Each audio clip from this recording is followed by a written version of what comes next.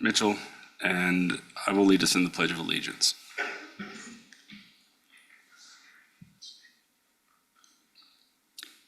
Dear Heavenly Father, we're grateful to be here this night. We're thankful we can gather together to go over the items that are on our agenda.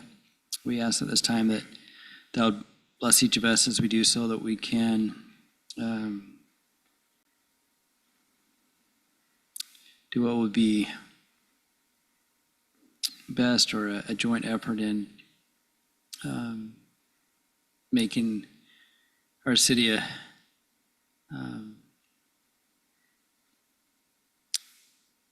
great place to be and to live.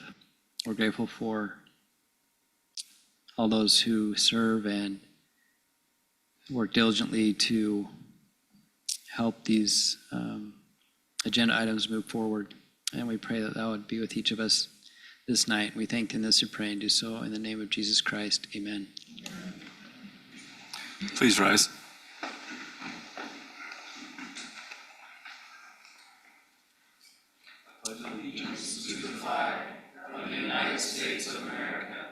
And to the republic for which it stands, one nation, under God, indivisible, with liberty and justice for all.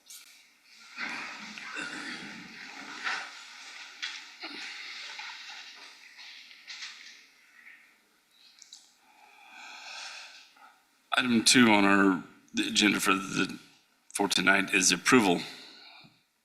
Or item 1 is approval of the agenda. Sorry, I skipped 1. This is Commissioner Mitchell. I move that we approve our agenda for tonight's meeting. I have a first from Commissioner Mitchell, second from Commissioner Davis. All in favor? Aye. Item 2 is approval of the minutes from the January 7th, 2026. If you guys have all had a chance to go through those. And Commissioner Davis, I make a motion to approve the minutes of January 7th. Commissioner Tupou, I second that. I have a first by Commissioner Davis, a second by Commissioner Tupou. All in favor? Aye. Item 3 is declaration of abstentions and conflicts. Does anyone have any with tonight's meetings? 4A.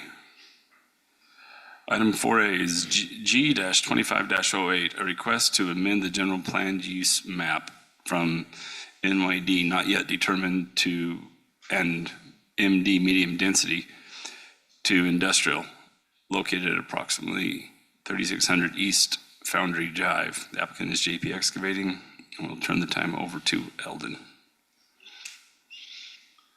Thank you, Commissioners. These next 3 items all involve parcels of land in this general location. You can see that black highlighted area. I'll kind of bounce the cursor around. This is the area that these next 3 items involve. They're all related to each other, all stand on their own as separate applications. Just to point that out. We've got the general plan here, the Commissioner just announced, and then a zone change, and then the hillside extraction or the hillside overlay removal application as well. So just wanted to throw that out there. They're 3 separate applications, all stand on their own. We can dig into this first one here. The general plan is concerning this parcel here with the star. The current land use designation at this location is medium high density. You can see this low color there, which is 5.93 acres, and the not yet determined, which is the gray just south of it, which is 5.88 acres. The application is proposing to change general plan to industrial for the purpose of developing the area into an industrial development. The surrounding general plan designations are industrial. The proposed change is in the hillside overlay zone, and on December 4th, the Hillside Review Board reviewed proposed development plans for this area, which include the land in this general plan application. Viewing the development plans and visiting the site, the Hillside Review Board supported the proposed development. Staff has reviewed the requested change and is comfortable with the proposal. Staff recommends the Planning Commission recommend approval of G-25-08 as outlined above and shown in the exhibit onto City Council.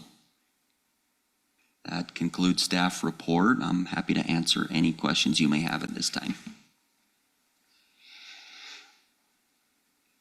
My only question is how did we get mixed? How did we get the little island right there in the middle of all the industrial? Great question there. We can pull up the maps here. You can see what we've got going. As applications come in, land use just tends to evolve over time. Landowners will put in applications. And depending on what landowners are included in those applications, and this is one of those areas where we've left out some medium-high density and surrounded it by the industrial area. You can just see south there, there's some medium-high density. At one point, I think most of this area was medium-high density, maybe 3 or so years ago is when this changed to industrial. Landowner was not included in that change at that time.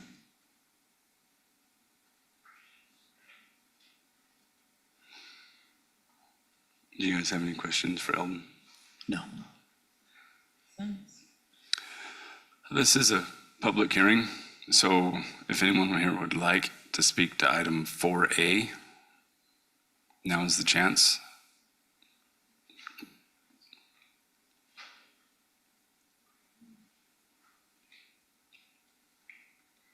Okay, I'll close the public hearing portion of 4A.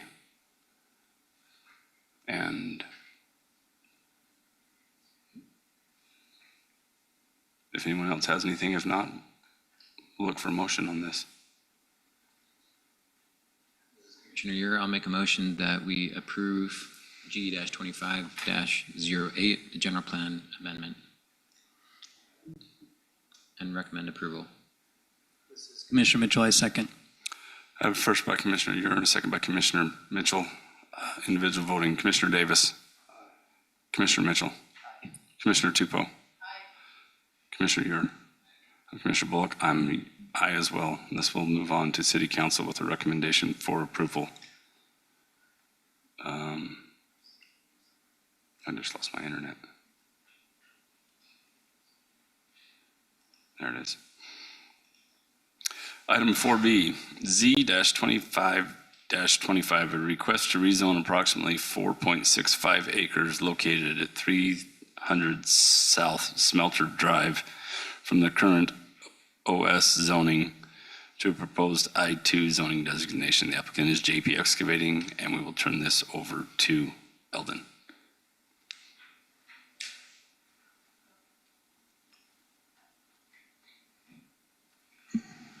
That red dot is the area that we're looking at. I'll go on to this next exhibit here. This is the proposed change. Here we've, you can see this white area is open space. He's asking to change it to industrial here, which is this red dot area. Kind of confusing there. Hopefully that makes sense with what we're doing here tonight. This all ties together, correct? Like we're just eventually, it'll all be industrial. Correct. Yeah, trying to put all the pieces to the puzzle together here and make a development. The requested change is from the current zoning of open space to a proposed I-2 zoning designation. This particular location has a general plan of industrial, and the surrounding zoning is also industrial. The purpose of the zone change is to develop the land into an industrial development. The proposed zone change is in the Hillside zone, and on December 4th, the Hillside met to discuss this along with the general plan amendment and those development plans. The Hillside Review Board supported the application, and staff recommends that the Planning Commission recommend approval of Z-25-25 as outlined above and shown in the exhibits on to City Council. That concludes staff report. I'm happy to answer any questions you may have at this time. Commissioner Ure, can you give me a very brief explanation about the Hillside Review Committee's purpose and role?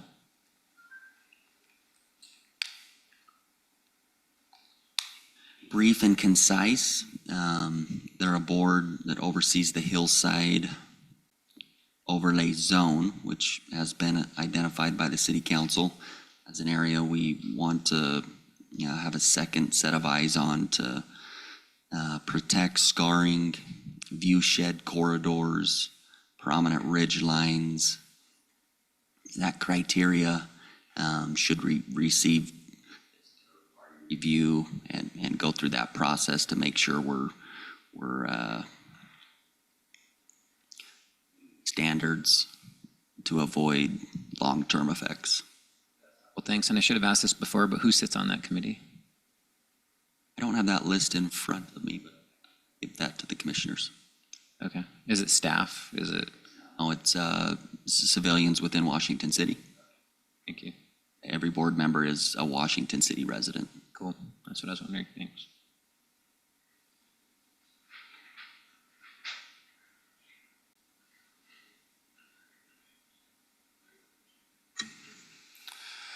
This is a public hearing as well. If anyone would like to speak to item 4B, now would be your chance.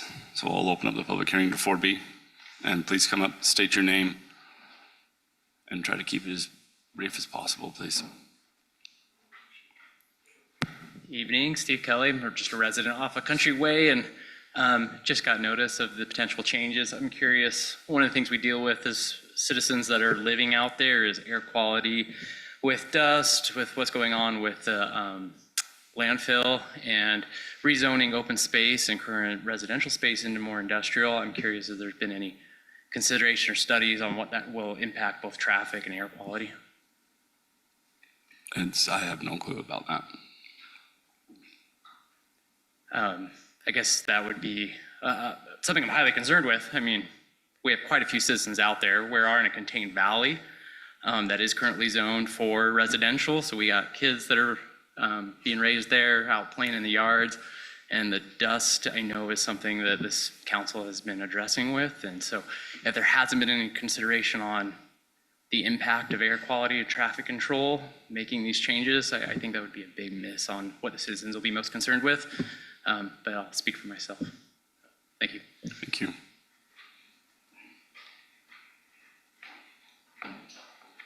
If I'm repetitive, sorry, my name is Dave Christiansen.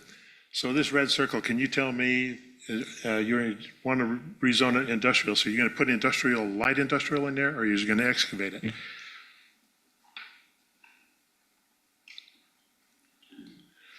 Proposals to go to I2, so the uses would need to abide by the I2 use list, the zoning ordinance. Speak up. Can you speak up? It'll be I2. So whatever can go into the I2 zone will be able to go in here. Okay. So I am concerned, like the previous resident, about the truck traffic on South Country Way. And if any of these changes are going to increase that South Country Way traffic, it's becoming quite a hazard. And I know that we have a person here. Jordy, are you here?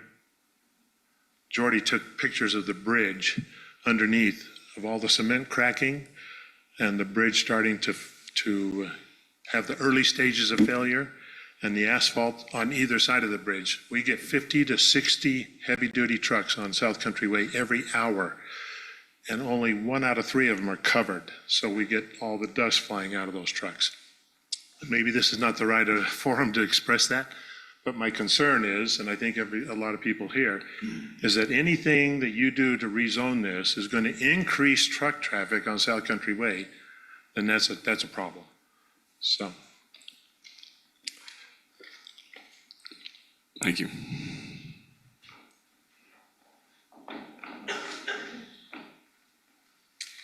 Hi, my name is Braden Milner. I live off of Country Way, off of Real Drive. I'm one of the corner houses that's in the area. I have a lot of thoughts and obviously oppose this approval. But similar to the other individuals that have already expressed concerns, mine is also the truck traffic that already exists. Since the landfill Road was closed about a couple months ago to get repaved. Trucks have since then found it very convenient to go through Countryway.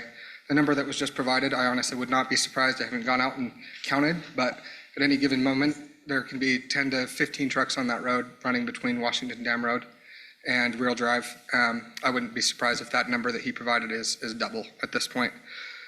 So the concerns that I have as a resident are the turn from Washington Dam Road to Countryway. A lot of those trucks, it is not built to support 2 trailers, let alone even one, turning on and off of that road, both vice versa. And it is a road hazard. If we move towards the bridge, I also took some photos of the bridge. I believe that Jordy took some better ones, but there is structural damage that is beginning to occur, particularly on the south side of the bridge, with a little bit happening on the north side of the bridge as well. I don't know if there has been a study on the weight capacities of that bridge in recent years. I know the bridge is in more than 15 years old, and there was a roadblock at the end of it prior to the residential area. The other concern is that this road, Countryway, runs directly through a residential area on both sides of the road. It is not Washington Dam Road. It is not River Road in St. George. It is none of these wide, big roads. This is a narrow road, and it also passes a park where there is constant children and dogs and people, cyclists.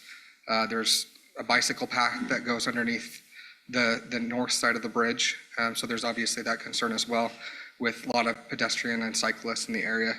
Having this industrial area, obviously, this industrial possibly approved would only further the what should already have been considered in the past with the weight capacities. Really, my concern is not approving this due to the increase of truck traffic, as it's already increased, and a couple of the residents and myself have already, prior to even knowing about this, we're working on gathering a petition together to restrict weight capacities on Countryway to reroute them over Landfill Road. The other concerns that I have is the uncovered loads that are also happening. A lot of them involve a lot of dirt, rocks, gravel, and so forth, and they are often uncovered. I won't say all of them, but that poses a hazard for just any random driver that does drive that road, and particularly increasing that risk for the residents that live in the area. I didn't know this was the Planning Commission, so I addressed some pages to particularly the Washington City Council, but I can leave a copy of these with this Planning Commission as well, if you would like. Otherwise, I can email it to the appropriate party. I would email it to the appropriate council members. Great, thank you.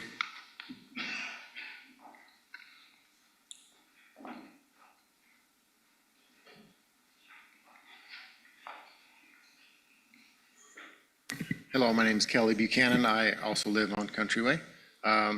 Just wanted to know, in the past, there was talk about another more infrastructure and another possible bridge that was going to be down tying into closer to the southern corridor. Just want to know if the situation of that and status of that, is that still in the plans? I can speak to that. It is still in the plans, but still in the plans is probably a good way to describe it. It's not imminent. It's not been funded. There's not an agreement between the multiple cities and traffic agencies on route and location. So it's in the plans, but it's not imminent in the next 3 years or more. It's still got some time to develop. Gotcha. So with this new zoning and the new construction that will be going on in this zoning area, is there no infrastructure tied to it, this project, that would like help fund that or reroute a road so that traffic's not going down Countryway? Maybe I'm wrong, Thad, sorry to cut you off, but the infrastructure that would come in, they'd need to build the bridge over the river and hook into the Long Valley exit. So I don't know how this would tie into it. Asking about infrastructure for the bridge with- that's in the plans, or are you Yeah, I mean, asking the about this infrastructure site? With the bridge, I guess the plans are still out quite a ways then on the bridge. Correct. There have been meetings between Hurricane City and Washington City and county folks. There is a map that's got a line drawn, but it's not any more deep than a line drawn on a map at this point. There's not particular locations identified.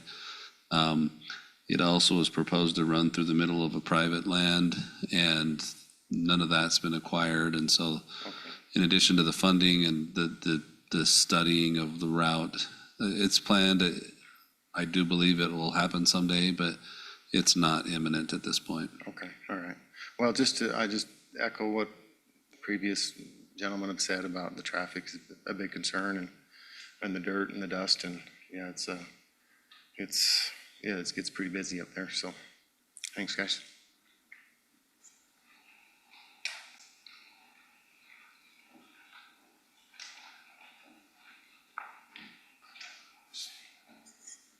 Hello, Mr. Siegmiller, Mr. Davis, Mr. Bullock.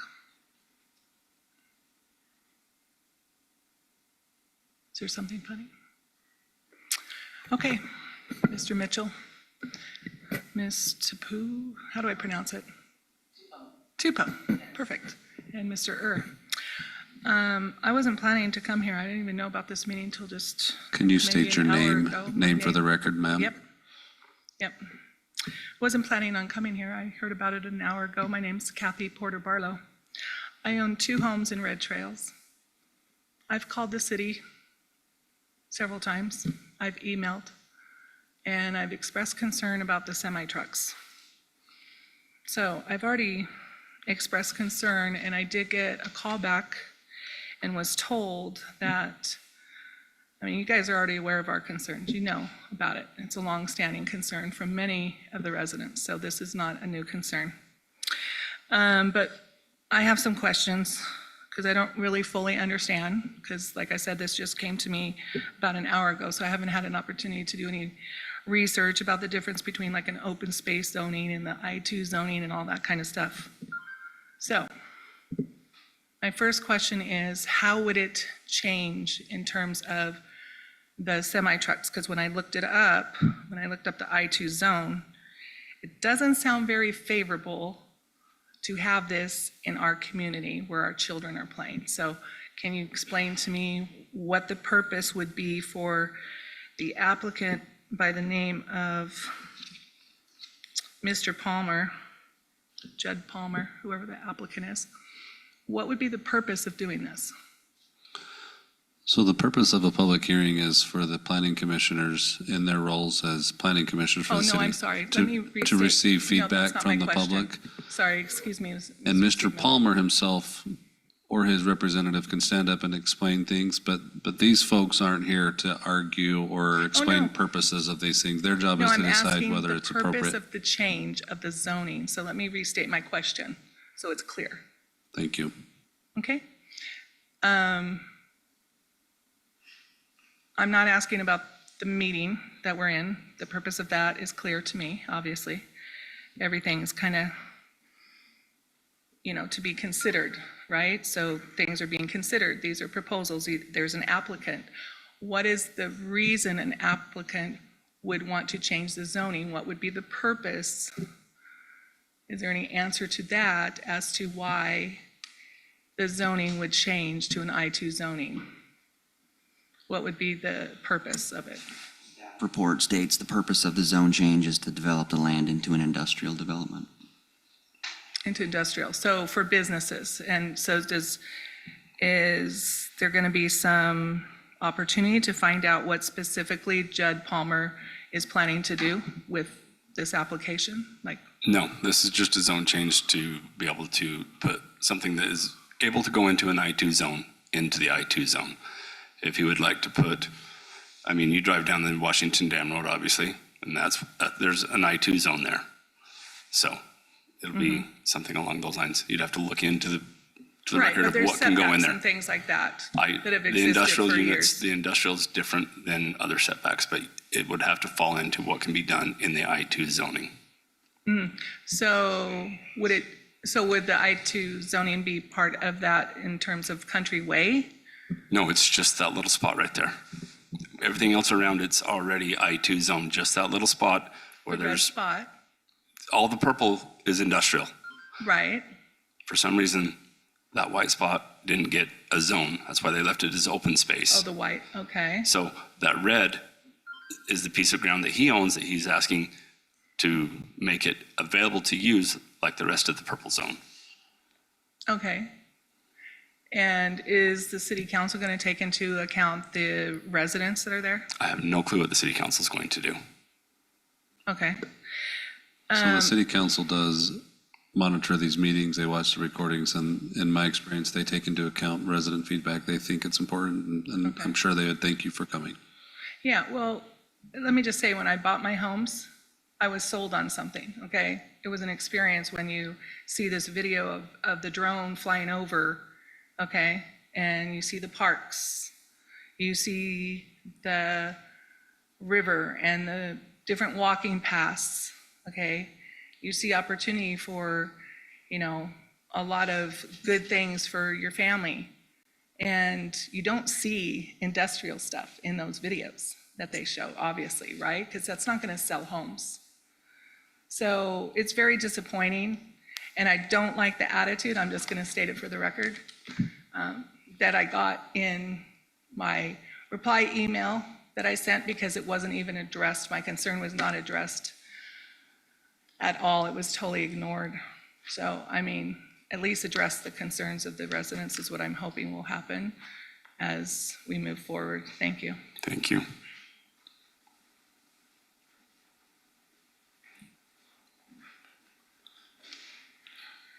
Good evening. My name is Ty Prince. I live near the corner of Washington Dam Road and Country Way. With your permission, I've brought two sets of photos that I'd like to give you.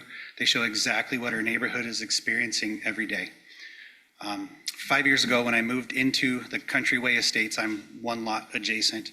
It was a quiet, safe family neighborhood. Today, that same road has turned into a nonstop conveyor belt of heavy commercial traffic.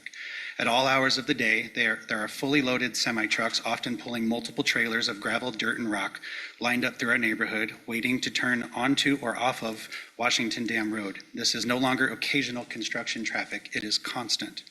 While my own home faces Washington Dam, the homes on Country Way themselves have paid the highest price. Their property values have been devastated. 2 homes have been listed for sale for an extended period of time and are effectively unsellable because of this traffic.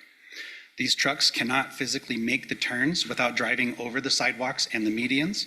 In the photos I have, you'll see large boulders being dragged across the median, a stop sign that is repeatedly run over, a realtor sign that's been run over so many times it's essentially part of the ground. Our Country Way Estates neighborhood sign, which has been run over multiple times and had to be relocated and rebuilt. Smashed mailboxes throughout the neighborhood, city paid for sidewalks and curbs that are crumbling under the constant weight of being driven over, rendering the ADA required access all but unusable and standing on the access points extremely dangerous. This isn't just cosmetic damage, this is ongoing destruction of our residential community.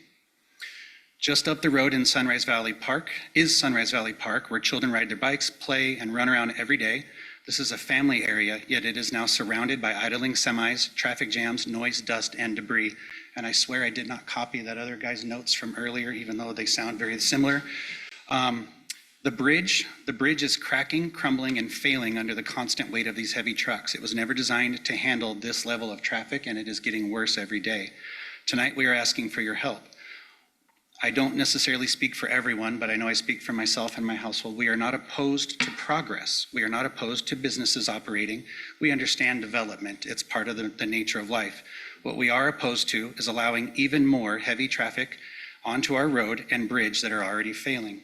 Before any zone changes are approved, before further removal of the mountain is allowed in item 4, section C, this truck traffic needs its own dedicated route. That could mean either, like we've mentioned earlier, building a bridge, which is some time away, or redirecting the truck traffic up over Landfill Road towards Telegraph. any solution that removes even a portion of this heavy commercial traffic from our residential streets. Approving these changes as they stand tonight sets this community up for failure. Failure of the bridge, further destruction of our homes, and eventually someone getting seriously hurt, a child hit by debris, or worse. These roads cannot sustain this traffic. Adding more will only magnify an already dangerous situation. Our homes are being buried by this dirt and debris. Our quality of life is gone. Our quiet enjoyment of our property is removed, and our neighborhood is sacrificed. I am asking you, please do not approve this unless there are significant changes to the travel plan, even reducing the maximum weight limit allowed on our road, which is a residential street.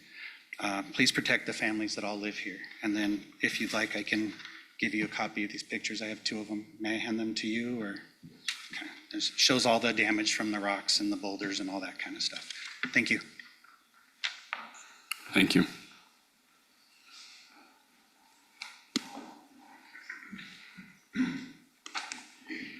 So my name's Jordy Pincock. I've got some pictures here just of the bridge that I'll submit to you. So I went and just took those today.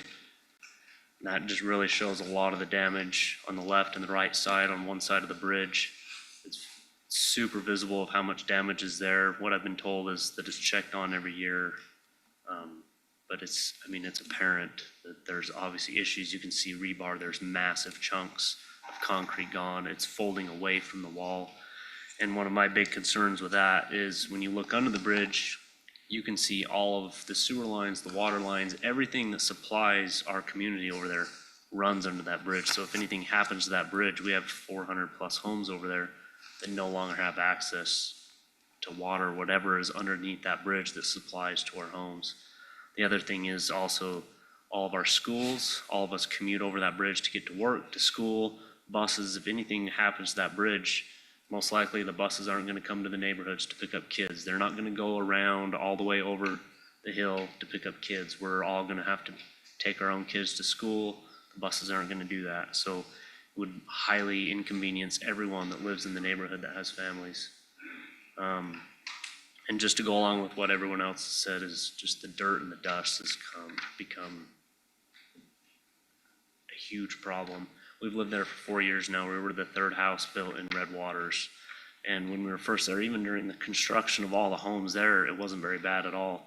It was bearable. It was understandable. We were building homes. There was dirt and dust. We live in the desert. But just over the last 6 months, ever since they shut down the landfill road up over the hill, everyone just uses through Country Way now, and it has gotten terrible. If you drive down Country Way, you can just see the amount of dirt and rocks and gravel, even just in the gutter, the ditches, the sidewalks, everything's just covered in it. There's days I'll come home from work. If I come up an over landfill road and come home, if I'm behind a semi or a garbage truck, you have to stay 200 yards away from them because the amount of dirt and dust you can't even see. It's like going down a powdered dirt road. That's how dirty and dusty the road is. Just further down in the commercial area where your picture shows there. And one of the things is most everyone that's talked, I don't think we're so opposed with this section 2 right here that we're looking at. I think everything that we're so concerned about right now is section 3, where they're wanting to take out 30 something acres of land and truck that out through our community. I don't feel like this one that we have up right now is too big of a deal just because it's already in the industrial park. It's not a very big zone right there if we're just putting buildings there. But in the section C, where they're wanting to remove basically a mountain of land, is where the major concern comes from, in my opinion. So. Thank you.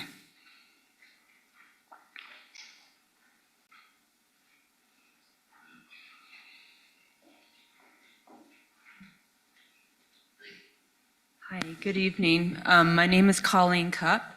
I live in the Red Waters area off Country Way, and I just actually found out about this as well not even an hour ago. And I wanted to come up here and speak as well because I echo pretty much what everybody else has said. I have 2 children. I know many of us here have children, and my children use the park across the street. And the amount of truck traffic's been crazy these last few months, maybe even more. And I've noticed some of these trucks even are running the stop sign. It's a real safety issue, and I'm concerned about also the bridge, as others have mentioned. I've seen the cracks. And we ride our bikes, my children and I ride our bikes under the bridge. My son was just saying yesterday, he's afraid to even drive over the bridge because of what's going on. And so there's a lot of concern for safety with all this truck traffic. Also, the dust is a problem. Yes, in the mornings especially, you can see it all the way down the road. You don't want to follow the trucks because you don't want to get the dust on your windshield. There's so many reasons. People's homes aren't selling in this area. I think property values have gone down. Like I said, there's so many children that cross that street and they play at the park, they ride their bikes. I do too. I love going over there, but I worry about those trucks. And from what I'm seeing here, any zone changes is going to increase more traffic through our neighborhood. And I too am worried about quality of life. We moved here almost 2 years ago.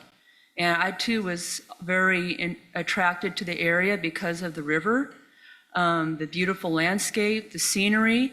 When we were not, yes, there's the new developments that happen, but it seems to me that putting in more industrial when there's already a problem with what we've got, I have an issue with that. And I hope maybe that this all can be taken into consideration. So thank you. Thank you. I gotta get up, I got a big mouth. I only found out 2 hours ago, but it hasn't changed a damn thing. Semi-retired. Please state your name for. Pardon? Please state your name for the record. Oh, I'm sorry, thought you knew me. Seriously, Larry Stepp. I live on Country Road. The truck route. Okay, when we moved there, we're from California. I'm not a liberal. But they got good things in California that they don't have here. First of all, it's illegal for trucks to be coming down that road, 60-ton trucks. It's not designed for it, it's not made for it. If you're delivering to a job site, then that's different. Cement truck comes up. This is a route. We were there when the trucks were not allowed to come down it, after the bridge was in. Nothing to do with the damage. City council can regulate that. You can regulate that till they build that bridge, or they can go back over the what's it called? The garbage run road. What do they call it? Okay. They can go back down to Telegraph and do it the way they did it before. The reason it's not being done, it's money. It's strictly the time and the gas. How many is on our city council?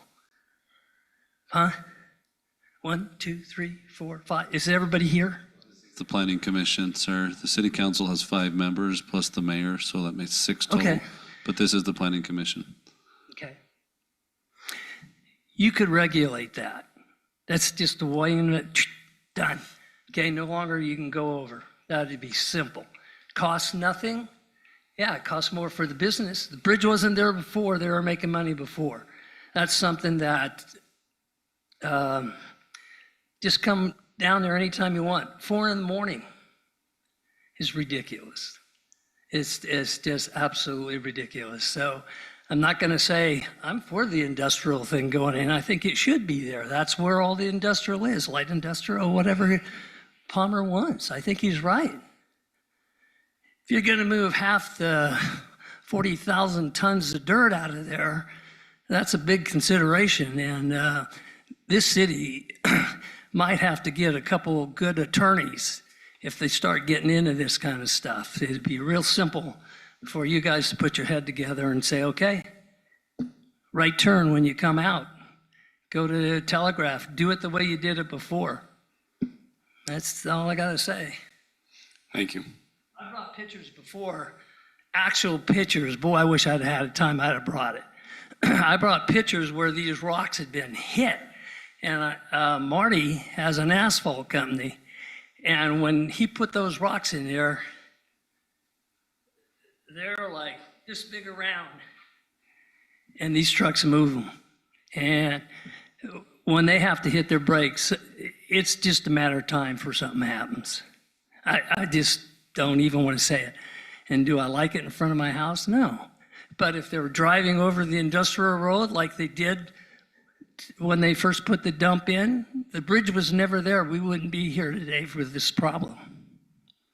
So it's going to be a real issue. It's not, and everybody can say, I wish we would have. And if this was California, it wouldn't be happening. Yeah.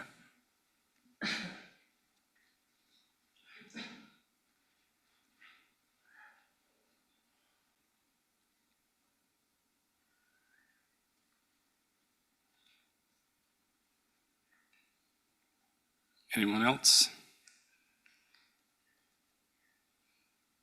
Okay, I will close the public hearing portion of this. And we're not the ones that decide what the truck traffic does, what any of that stuff does. What we're here to, what the Planning Commission's role is to decide, does this zone fit of where it is? So all your concerns have been noted. City Council will watch this, monitor it, read the minutes, and it will go to them, not to us. So our role is to approve the zoning or not approve the zoning. That's what our role is here tonight. It's not to do any of that other stuff. Recommend or approval or denial. Tonight's just your decisions or recommendation. The council is the deciding body. If you can make it quick, because I've already closed the public hearing portion of this. My name is Boyd Clark. I live in Redwaters as well. If this is approved, what is the next plan? What is to be next after all of this? So the next step is for this to go to the city council, and it'll go with either a recommendation for approval or a recommendation for denial from this body. And then the city council will have a meeting. You may have a chance to come and watch and participate in that as well. So there's still another step in the process that's all before anything gets approved. Are you asking about after the city council meeting? So if this were to be recommended for approval or denial tonight, and then go to the planning commission and then go to the city council and get approved, the landowner would have a vested zoning right to use that section of land for industrial uses. The city doesn't require any subsequent planning. Zone changes don't require site plans or grading ideas. It's something that, because state law says that if cities in Utah, if they want to regulate land uses, they must both adopt city code that identifies those zones and establish a planning commission that reviews those applications. If the city is to do that, the state law says that we can then adopt codes for zones within our city. And so this city has chosen to do that. Every other city I know has chosen to do that. And so that's the process. But it is a state right that allows landowners to come and ask the city to initiate a process that may allow them to get a new zone designation for the land that they own.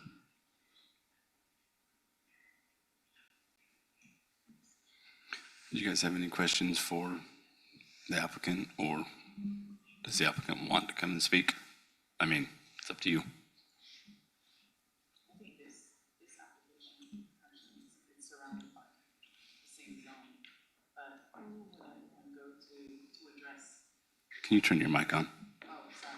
Who would everyone go to address the road thing? Because that's not us. So who's the appropriate body for them to? Really good question. So this body's purpose is to review land use applications, much like this one. The city council possesses some limited authority to regulate road uses. And I use the word limited just because the provenance of public roads is that they are exacted from private landowners and dedicated to the public, usually without any sort of purchase money involved. And when they become a public road or dedicated to a public road, there's legal theories as to the public's right within those roads. And so There's law and state law and statutes and cases that suggest things, for example, that a city could close a road for a one-time, time-limited parade. Now, in Washington City, to do that, you have to come to the city council and have a meeting and have a hearing, and they have to publicly approve or deny a request to close a road like that. Cities also have the ability to close roads for emergencies. You know, say there was a fire or a flood and they needed to get emergency traffic in and out without the imposition of public traffic. So they can do it for that. And so the city has some ability to regulate public roads. Another one is things like, you know, certain road barriers or barrels during road construction, whether it's on the road itself or on the shoulder. The city can regulate traffic flows with temporary control measures. Cities also are allowed to implement things like medians or concrete ways that help separate traffic and help limit the amount of, you know, cross maneuvers that happen in certain areas. And we've got some of those in our city. And so there's the ability to regulate the flow and the process of public traffic within public roads. Cities also have the ability to essentially remove a road from the public right. And so there's a process for that. The city council has to do it. There's also findings they have to make. That's a big deal because the minute it's gone, a lot of people lose their public right of way to access their property. And so it's rare, very rare that happens. In my experience, it usually only happens when a different route's been built that can replace an old one. There is the ability for a city to adopt rules that would limit traffic within the roadway on certain conditions. You've probably seen noise ordinances where the heavier trucks that use what we call engine brakes or Jake brakes are limited from using those brakes in certain areas. Roads that have weight ratings where certain vehicles are not allowed that weigh too much for the nature and type of that roadway's construction. Washington City has not adopted any of those. I'm looking at Saratoga Springs ordinance that has done that, and I'll just share some examples of what they have regulated. Saratoga Springs chose to regulate large trucks, and what I want to share is just the specifications. Those trucks that are 45 feet or longer are limited on certain roads, right? That weigh 18,000 pounds or more. And so Saratoga Springs had hearings, adopted a land use ordinance. This ordinance has a couple paragraphs that explain the reasons and the justifications for that, and then they've given their limits. Assuming this was a Washington City ordinance, I don't know that a 40-foot truck is any less impactful to the things that the residents are sharing, whether a 30-foot truck would be. But there is the ability to adopt some things, but even those, if you start looking at the parameters, there's probably, I mean, there's a lot of things that could fit within those parameters that still have impact within the public roads. And so that's my best answer. Hey, this is Commissioner Mitchell. Are there certain types of bridges that are designed to carry certain amounts of weight? And is there a way to determine what the design of that bridge will carry? Absolutely, yes. And within the most recent weeks, maybe even week, John, you may be aware, I am under the impression, I understand from the city manager that he requested that bridge be evaluated, and the evaluation came back and said that it is fit for public traffic of the type that it's currently having. So my impression from that meeting with the city manager was that there's not a bridge concern here. To carry the industrial traffic, like the trucks and the capacity that they're hauling. So the citizens that are concerned about the bridge failing based on those findings, and I get that, I look at the pictures, some of that could be cosmetic and not structural damage that you're seeing, but we'd have to trust that the city, you know, does take that in consideration and inspects and whatever requirements are to allow the public to feel that bridge is safe. I'm not a bridge attorney. I am aware that The city manager has had Public Works confirm that that bridge gets inspected once yearly by a third-party bridge inspector, and that he also requested an additional recent inspection of it due to his own concerns and probably because of some of the public comment that his office had received. And he's told me that it came with a recommendation of fit traffic. Mr. Tupou, are we able to get a copy of that report? Probably, yeah. Who would we request it from? It's the city manager who informed me of it. I'll speak with him and see if we can get it for you. Thank you.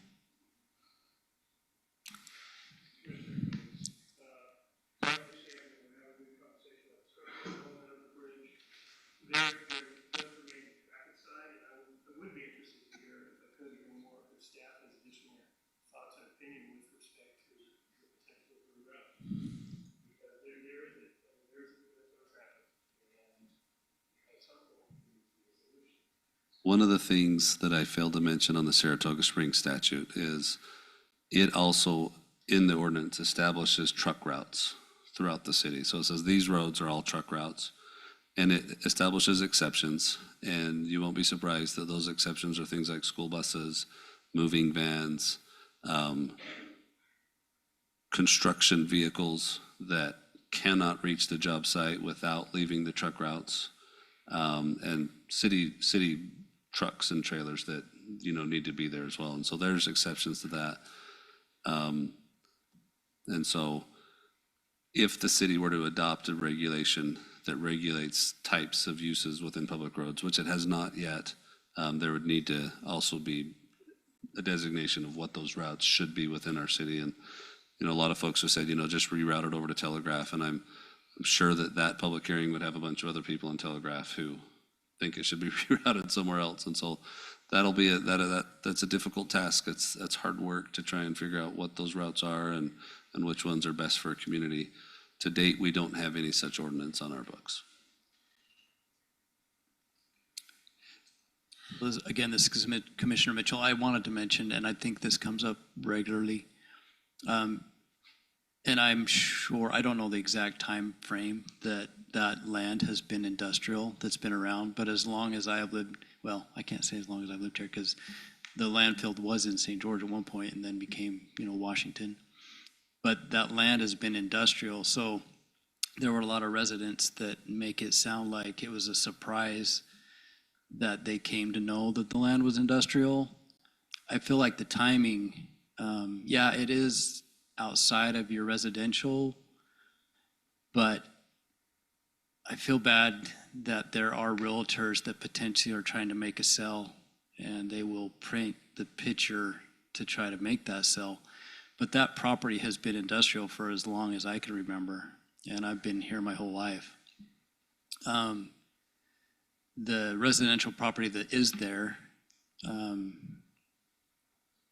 out there, I like these ideas of potentially, directing industrial traffic at a certain size. I mean, my recommendation would be, and I know this isn't the meeting to be at, but I'll share it anyway, but there are certain trucks that maybe aren't appropriate to travel through a residential neighborhood. But then also, there are smaller commercial vehicles that are less intrusive that may be appropriate to come through a residential. I got a comment to that. May I comment to that? This is Commissioner, if I lived in that neighborhood, I'd be frustrated too. I would be concerned about the traffic, the uncovered loads, the bridge capacity, the air quality, my kids playing out there. I grew up here. I actually went to the dump 3 times this week with all my yard trimmings. And it was the first time that I'd gone that back way through your neighborhood. And the whole time I was making that trip, this is before I had done the research on these particular issues. I did get my truck all dusty today too, driving out there to look at this particular area. And as I was driving through, I was like, it's odd, it's weird. Growth does weird things, and having a residential neighborhood that close to the landfill is weird, no matter how you look at it. And we're not here to decide whether to make that happen or that happened. And now we've got this area. As I drove out there and I looked at this particular spot, I was like, this needs to be industrial. There is like nowhere in this town, like this town has to grow. We need a place for industrial things to go. They have to go somewhere. And going out there where I stood in this spot and looked all around at 360, it was like everything I saw was big gravel pits. It used to be, Western Rock out there. It's the landfill. It's all this other stuff right here. And it's like, there's no better spot for industrial stuff, in my opinion, to go. So we have two issues here. We've got, what do we do with the specific issue before us, which we're going to make a decision about, which is, should we rezone this? And then we have this other whole basket of issues that you all have taken time out of your busy lives to come and address, and they're really important. And I think it's a challenge to balance all the interests, right? That's what we're kind of trying to do, and that's, the leadership's role is to balance the interests and find the best paths forward for everybody. And this is just a weird spot. It's weird that we've got that big of a residential neighborhood that close to the landfill. It's just around the corner from the landfill. So we've got all these big trucks digging these huge holes in the earth, creating all, the dust and everything else that's happening out there. And several things are true at the same time. And that's the most appropriate place for that to be happening. It's literally at the landfill. And there's a residential neighborhood here that now we have some other concerns that need to be addressed. So I just wanted to share my thoughts about that. I'm thankful that you came. I can see, this was just like a little crack that opened up, and then suddenly everybody's like, that's it, let's go, this is it, And it's obviously, there's a lot of concerns, a lot of tension, a lot of frustration. Naturally, that's how I would feel if I lived in that neighborhood too. It's kind of shocking to me driving through that neighborhood and seeing the changes that have happened just from that one decision of having the route to the dump open up right there. So I totally understand that. I think that we have to look at those as two separate things, though. So all of the energy and the frustration and the concerns that you have need to be addressed through appropriate channels, and probably not going to be easy answers around that, because the placement of that neighborhood, it makes the whole thing difficult. But tonight, that's not really what we're deciding. Tonight, we just have to decide, should we make this zone change or not? And when I go out there and, when I look at that and I drove all around, looked at everything, and I was like, you can't even see this particular spot almost from any neighborhood. And you look around, it's just like, this is where industrial needs to be. There's no better spot for it around here. So I just wanted to express gratitude to you guys to you all for showing up and expressing that. And I hope that we can find ways to balance the interests in other channels. But for tonight, we're just really deciding about this one zoning issue. Some deep history on this that I think might be informative for the commission and the residents here. Prior to, I believe it was 2006, prior to the 08-09 recession, a landowner that controlled most of the north side of the river here sought to change the zoning from industrial to residential. And that project, I'm trying to remember, what was it called, John? Something Waters. It had its own on-site sewer lagoons and had water in its name. And it succeeded in obtaining a zone change and some vesting for residential. And then in the 08, and part of that also, there was the requirement that they construct a bridge to cross that river. Prior to that bridge ever being dedicated to the city or any homes being built, the 08-09 downturn put about 75% of the project into foreclosure, and it ended up being owned by banks out of New York City that ended up with the portfolio of assets that included that one. Then around 2010 or so, one of the banks came and said, look, we can't sell this bridge. Nobody else wants it. We're going to give it to you, the city. And so the city ended up owning, I think, about 60% of it from one of the banks that had foreclosed 60% of the bridge. And then with some time, the city got into contact with the other owner that still had maintained some of the ownership, Mr. D. Atkin, or his entity. I'm sure it was an entity, not him personally, but he was the representative. The city bought the other portion of the bridge, and then it took a couple years until it was opened as a public route. Other developers bought the remaining interests of the residential development that were foreclosed, and then we see what we see now as it came in. And so it was kind of in fits and starts because it had a multiple year obstruction there in between related to that recession. So essentially it got entitled during the real hot period that led up to the recession, and then it went cold for some time. And even how the bridge came about as a public route was interesting. And so today it's open. The folks that live along Country Way have been in this room many times to oppose some of those issues because they were right through their front yard. And so here we have what we have today, and do our best.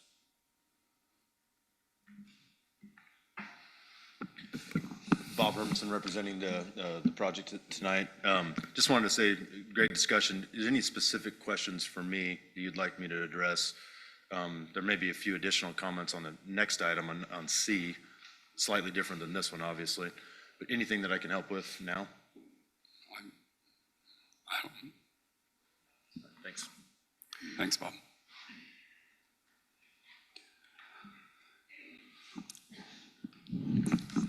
All right, this is Commissioner Mitchell, and I feel like Commissioner, you made a great description of what's going on. And I think for me, I'm in agreement that the industrial fits there. The other issues that are at hand are different and need to be addressed. But unfortunately, this is not the meeting where that happens. So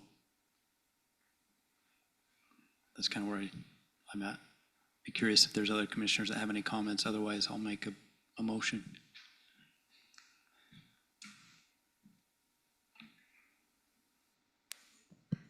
Testing.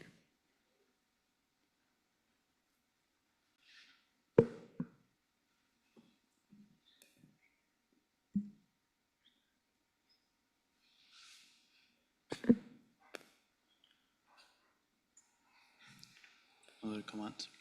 All right, this is Commissioner Mitchell. I move that we recommend approval of 4B Z-25-25, the request, the approximately 4.65 acres located at 300 South Smelter Drive from the current OS zoning to proposed I2 zoning designation with the recommendations and findings by staff. Commissioner Tupou, I second that. I have a first from Commissioner Mitchell, a second from Commissioner Tupou. Individual voting. Commissioner Davis. And I don't know if this is working. Is this working now?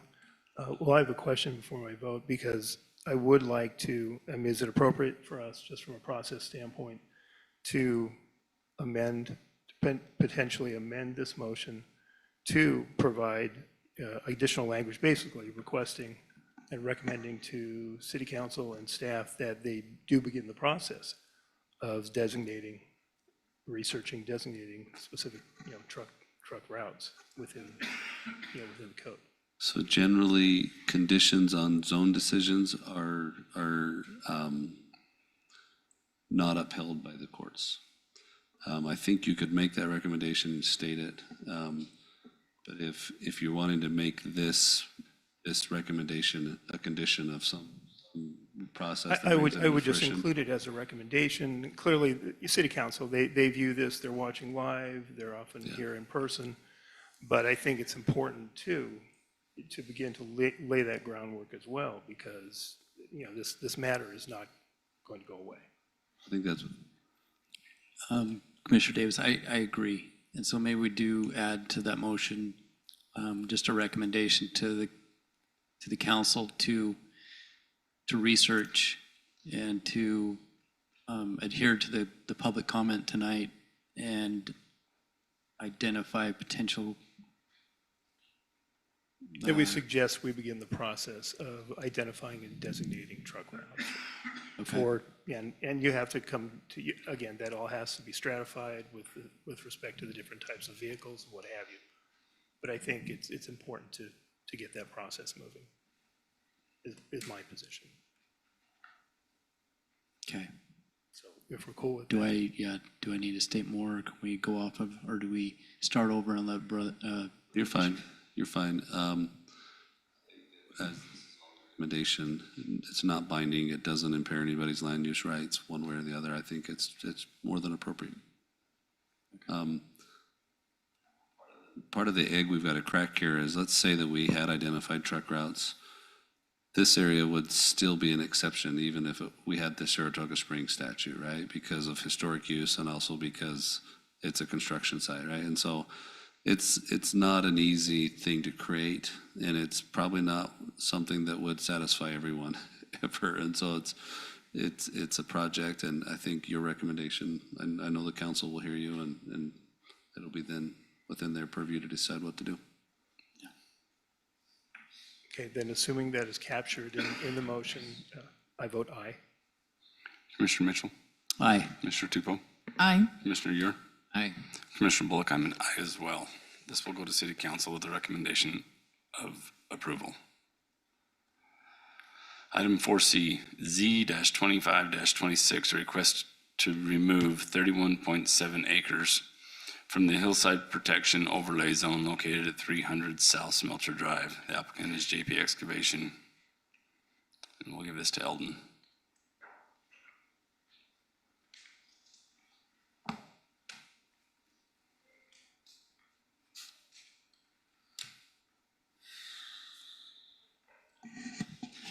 Give me just 1 second here, commissioners, I apologize.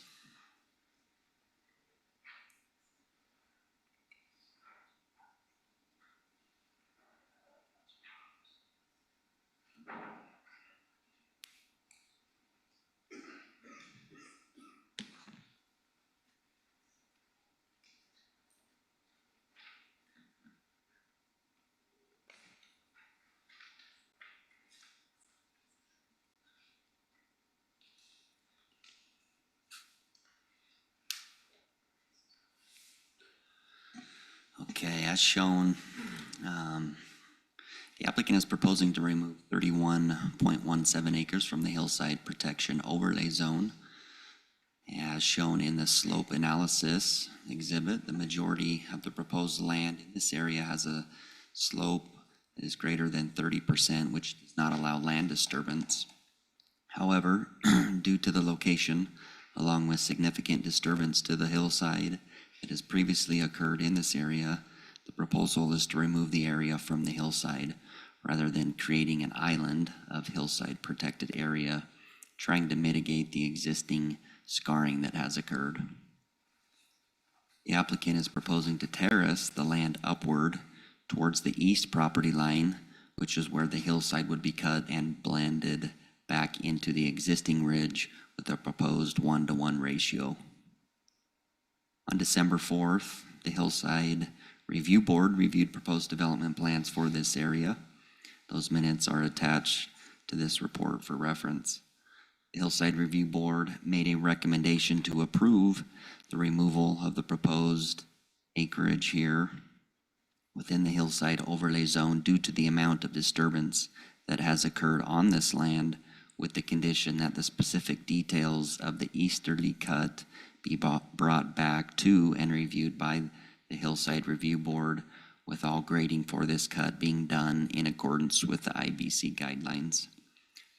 Staff recommends the Planning Commission recommend approval of Z-25-26 as outlined above and as shown on the exhibit onto City Council. As shown here in this map, this is the acreage proposed to be removed. There's some photos here that we can dig into and further identify and see the land as it lays. This is looking eastward towards the proposed development. You can see just to the right of this screen is an existing access road that goes back into county property, which is on the southern border of this development.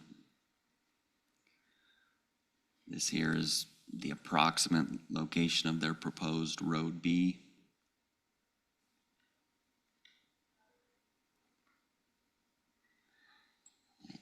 If you were to travel on that access road east, you would come to this disturbed area, maybe 150, 200 feet east in on that roadway. You can see that this is the existing scarring that has occurred. Hillside met on site, looked at this, discussed it with the applicant, was determined that rather tried to save and mitigate and make this look as it once did, to just let's remove it out of the hillside. It makes sense to do so. There's so much scarring that has occurred. Again, another photo, different view of that same area. This red line is approximate location of that eastern boundary line that would be cut and blended back to the existing ridge. And again, that's just an approximate location. If you were to go east on Foundry Drive, this would take you up into a bowl area. And we are looking south to the hillside. You can see the approximate cut location that would blend back up to and tie into the existing ridge. Again, same view, just a little bit different angle. And again, just another close-up shot there. The hillside discussed this cut. You can see that this area here, if you can see my cursor, this kind of outcropping there, was just discussed that this cut should match that existing slope to help it blend in with that natural feature, just to minimize the look of that, which the applicant was on board with and thought that would be a great idea as well. That concludes staff report. I'm happy to answer any questions you may have at this time.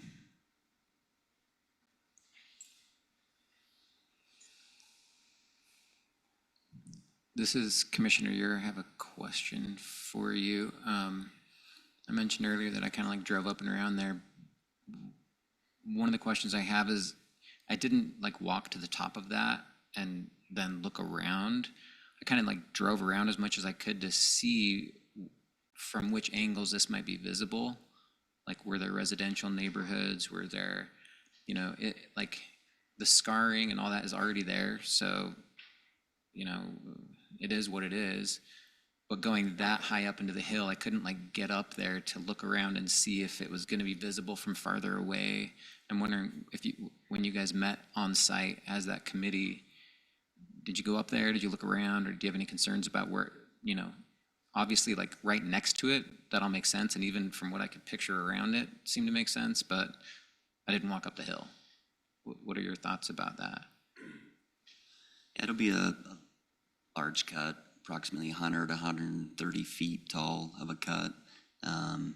Up close next to the development, you know, you're not gonna see it as much. There's a couple areas traveling east on Washington Dam Road that you would catch a glimpse of this cut.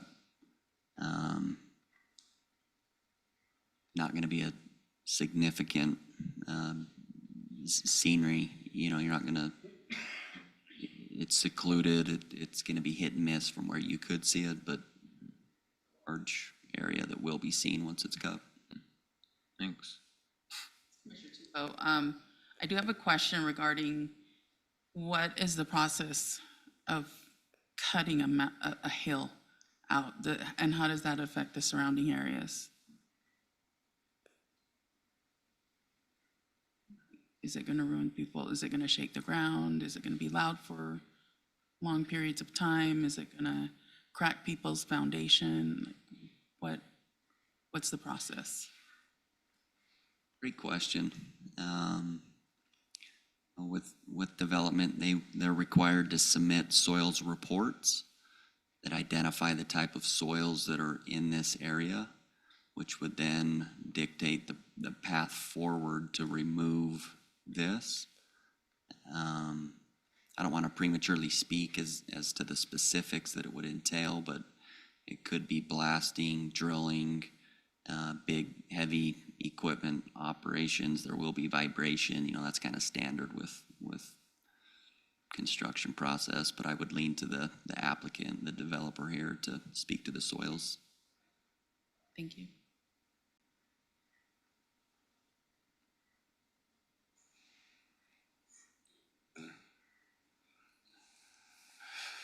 Okay, this is a public hearing as well.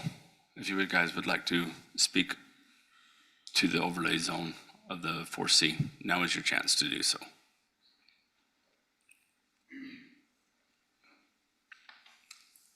Hi, my name is Jonathan Monson. I'm a Washington City resident. I think we probably all got up and talked too early. I think this is the one that gave us the most concern. So sorry, sir, about your application drawing all the discussion when I think this is one that's the most concerning. I think everyone's obviously concerned about the trucks in general. And I think this project, we are concerned about the additional truck on Country Way, the traffic on Country Way. Is there a possibility of understanding the timeline of the project and what additional traffic would be required on Country Way in order to do the project? Is that I don't know if that's information that we already have, or if I'll talk to that a little bit from what the city knows, and then the applicant might be able to give timelines as to how long it takes to remove dirt and get it out of there. Right now, this land is covered by a different zoning decision that happened in the prior decade that identifies this as a hillside that must be mitigated in order for it to have construction activities on it. Some folks think the hillside overlay zone disallows development. It doesn't disallow it, but it does require that a hillside overlay committee or hillside committee look at it, and it's mostly engineers on that committee or land-related professionals, and then they recommend for mitigation measures so that can happen. And so it's got a designation right now that makes it a little more complex and difficult to develop than some other piece of land that weren't in that. This request is simply asking to remove that prior zoning decision, which would then allow them to flow into other zoning decisions to pursue whatever they might go. And so there's still some process here before they can do anything without meeting the mitigation plan. In this one, the applicant's viewpoint is because the time when it was given an overlay zone as a protected hillside, and because what's happened all around it in both this city and other cities and the county, that their proposal is that it perhaps isn't one that merits continued hillside protection overlay categories. And so that's really what the question is tonight. I think all of your feedback, not just yours, but the rest of the public's is pertinent still, because all three of these are in the same area and it's being recorded and received. And so there might be some timeline from the applicant, but even they, I think, understand that they're still a couple steps away from timelines beginning for them. Understood. Thank you. Eldon, I have a question. Maybe you or Thad can answer it for me. What is this zone right now? In this overlay zone? Will they have to come back in and rezone it, or is it already zoned the I-2? So your previous decision involves this. Oh, okay. So you recommend to approve that, and then the remaining areas are industrial, I-2. So right now, it's got 2 layers of zoning. Oh, this is the last zone as well? Yeah. Okay, that's right. So it's got an I-2 zone, but a hillside overlay. Okay. On top of that, which was just, it deepens the administrative process for anybody that proposes to develop it. Okay, so we'll take care of this so that the I-2 zoning can go in. I mean, once it's in, that either way it's out. Okay, yes, sir. So it could probably be developed, well, I don't want to say probably because it's a steep hill. In theory, an I-2 use could be established there if it met the mitigating factors with a hillside overlay zone still on it. Right, but they want to make it so they can get more stuff. Not likely on this one, but in theory, those two can coexist if the mitigating factors are met by the applicant. So this, just to restate, since we're getting clear on this, this is already now, and with the little recommendation from that small little pocket of last time, it's already I-2. This is already zoned industrial. All we're doing is asking about hillside overlay, which had a specific purpose to preserve those hills.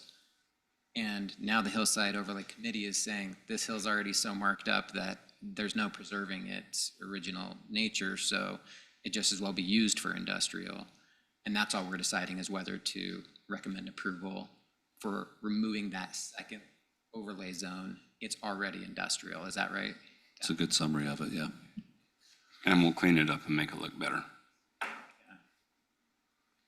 Can I point something on the picture?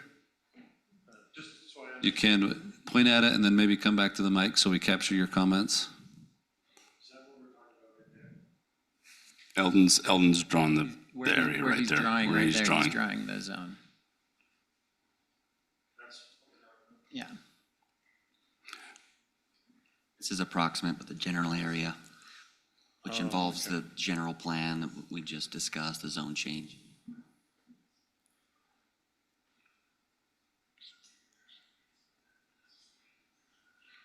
So could you do this? Can you state your name again for the record? Oh, Dave Christiansen, Red Waters, Mirage Drive. Can you do the street view? No? Oh, you had all those photos. Okay, no. And this is from the street view, and you had a red line showing a proposed road? So you want to change the zoning just so they could put a road in there? Is that my No, understanding? no, Okay. no. No, we're not changing the zoning to put a road in. We're changing the zoning so they can do what they need to with it. Do so what? So that they can use it as the I-2 zoning. Huh. And they're taking this hillside out, and they would have to have a road to wrap around it to use it. I'm assuming that's what the road's for. So, because it's probably not going to be one lot, it'll probably be 3 lots, 4 lots. I don't know how many lots are going to be in there. That's another can of worms to open up later. So bottom line, if they're going to develop that into I-2, right? Yes. Field 2, they're going to have to flatten that land, haul all that dirt out there that's now kind of a hill. We don't know where they're going to haul it. Well, I mean, you're not going to build a building on the side of a hill, correct? So whoever's developing it. Okay, so one thing for the city attorney. You were talking about Saratoga Springs. I have 2 kids live there. Washington City has an ordinance 5-2-4, weight limitations. City manager authority to prohibit certain vehicles on city roads. Said prohibitions may be imposed due to the potential for serious damage, deterioration, or destruction of the street itself, or the potential of harm or injury to traffic or pedestrians on or along said street. And I have emailed Jeremy Redd a couple of times about this ordinance, and, he's responded. And, but again, if something like that is going to increase the traffic on Country Way, then I think that the commission should vote not to approve it. And I think that we should look into this 5-2-4. I'm very well aware of it. I discussed with the city manager today. My team's looked into it. We discussed it with him today. He's aware of it. As you mentioned, you've emailed him on that. Yeah. I believe the reason why he asked the bridge to be reviewed was because also of authority he has within this. I'll just clarify for you, that's not the planning commission's authority. I know. That's not the city council's authority. In the code, it gives the city manager that authority. Our city manager interprets that to be an extenuating circumstance, something of an emergency type nature. He's not convinced that it allows him to just make a road designation that's clearly within the authority of the city council. And so I think if he is to bring one about, he's likely to bring it to the city council and work with them as they make a plan for their So city. we as residents should work with the city council on this ordinance, this code. Could we do that? Absolutely. I work with the city council members and I see them work with members of the public all the time. I think they would like to have a conversation with you. But like Larry said, before South Country Way was paved completely up to landfill, the trucks always went over landfill road to Telegraph. And I think that this would give him the impetus and the authority. What are you pointing at? Sorry. Oh, the 5-2-4. Okay. Weight limitations, axle limitations, and for the good of the community. I've He can restrict I've traffic. advised him about that Yeah. So, as recently as this afternoon. Yeah. but I just think that, if we could direct the traffic to turn right and go over landfill, now that it's repaved, it's really, really nice. And it's only another extra 10 minutes on their trip.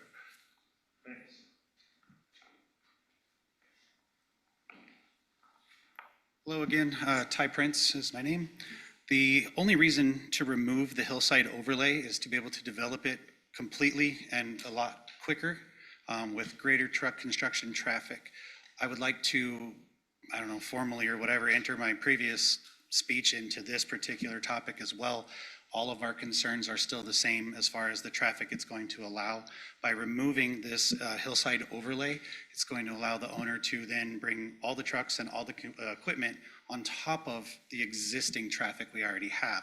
I do not, obviously I'm not a road engineer or whatever, so I can't speak to exacts, but just by observing the road, it's not designed to handle the amount of traffic that's already there, let alone the additional large vehicle traffic that will then begin to flow as soon as they have the ability to start tearing apart the mountain. I'm not opposed to them, modifying it or whatever, but we need to discuss alternate routes, alternate ways to mitigate the traffic, because that is the biggest problem, and opening it up freely to that is going to be an even bigger problem. So, thank you. Thank you.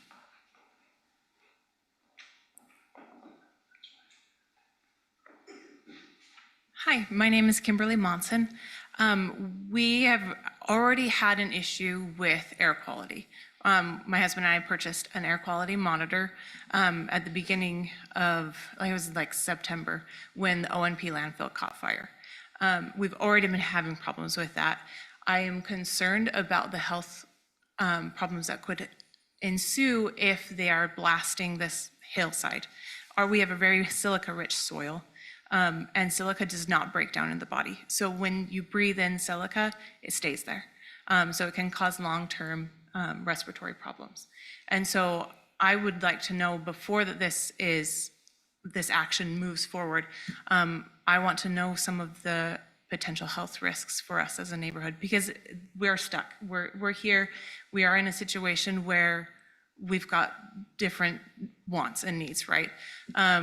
So our neighborhood shouldn't be there. It shouldn't. And it breaks my heart because I absolutely love it.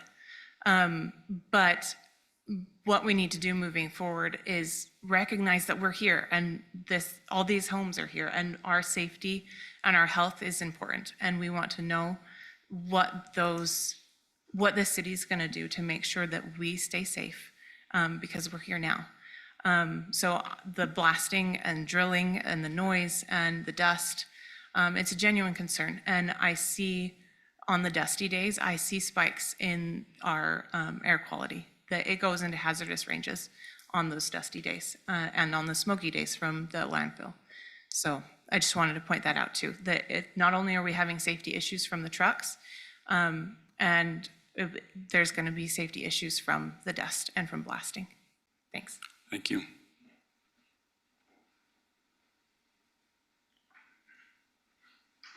Steve Kelly, I just wanted to put on record that my same concerns on the last item are all applicable to this one as well, but I also wanted to include that and acknowledge that this is a zoning commission, and I think a lot of us understand that, and a lot of these concerns are being expressed to the city council as well, but I do feel like they are appropriate here, because part of the zoning and planning commission is to do the due diligence on rezoning, and all of our concerns, I think, is part of that due diligence. The history of how the community ended up so close to the dump could be, revisited, but the reality is that's what it is right now. And the concerns I think most of the citizens are expressing right now is that when you look at changing a current zone to something else, that's going to have a future impact. And we're concerned that that future impact is already here now, and you're only going to be amplifying it. And so if you can't clearly come up with a plan or express how this rezoning will mitigate that amplification, that it feels like the due diligence hasn't been done, and that's my biggest concern right now. I also feel like that's appropriate here to the hillside overlay. Overlay protection is there to assure that that due diligence is done specifically on a hill, not just rezoning.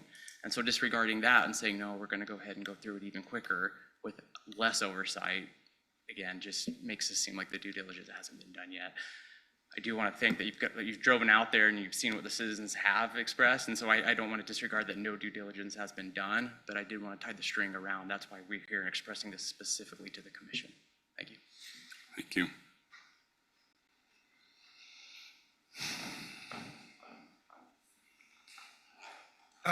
Prior to all these other individuals also coming back up and reiterating their statement, just for the record, so it's on camera, so it's taken to the city council. I'd also like to add my comments that I previously stated to this particular section of concern, and also add to Steve what he had to say.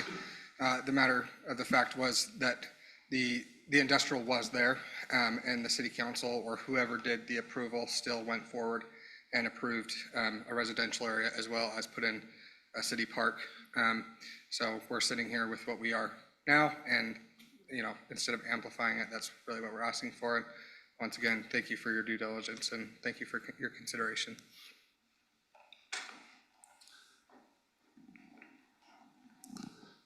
I may just add an interesting note. So state law that authorizes cities to adopt their own zoning rules also compels that the city follow the state's public hearing requirements. And so this hearing is held, and all of the hearings this planning commission holds are to satisfy both city ordinance and state law. And so not only is it a good recommendation, as was stated, we are compelled to allow the public to stand and give us feedback on zoning applications. And so part of what we're doing tonight is helping the state accomplish their policies as well.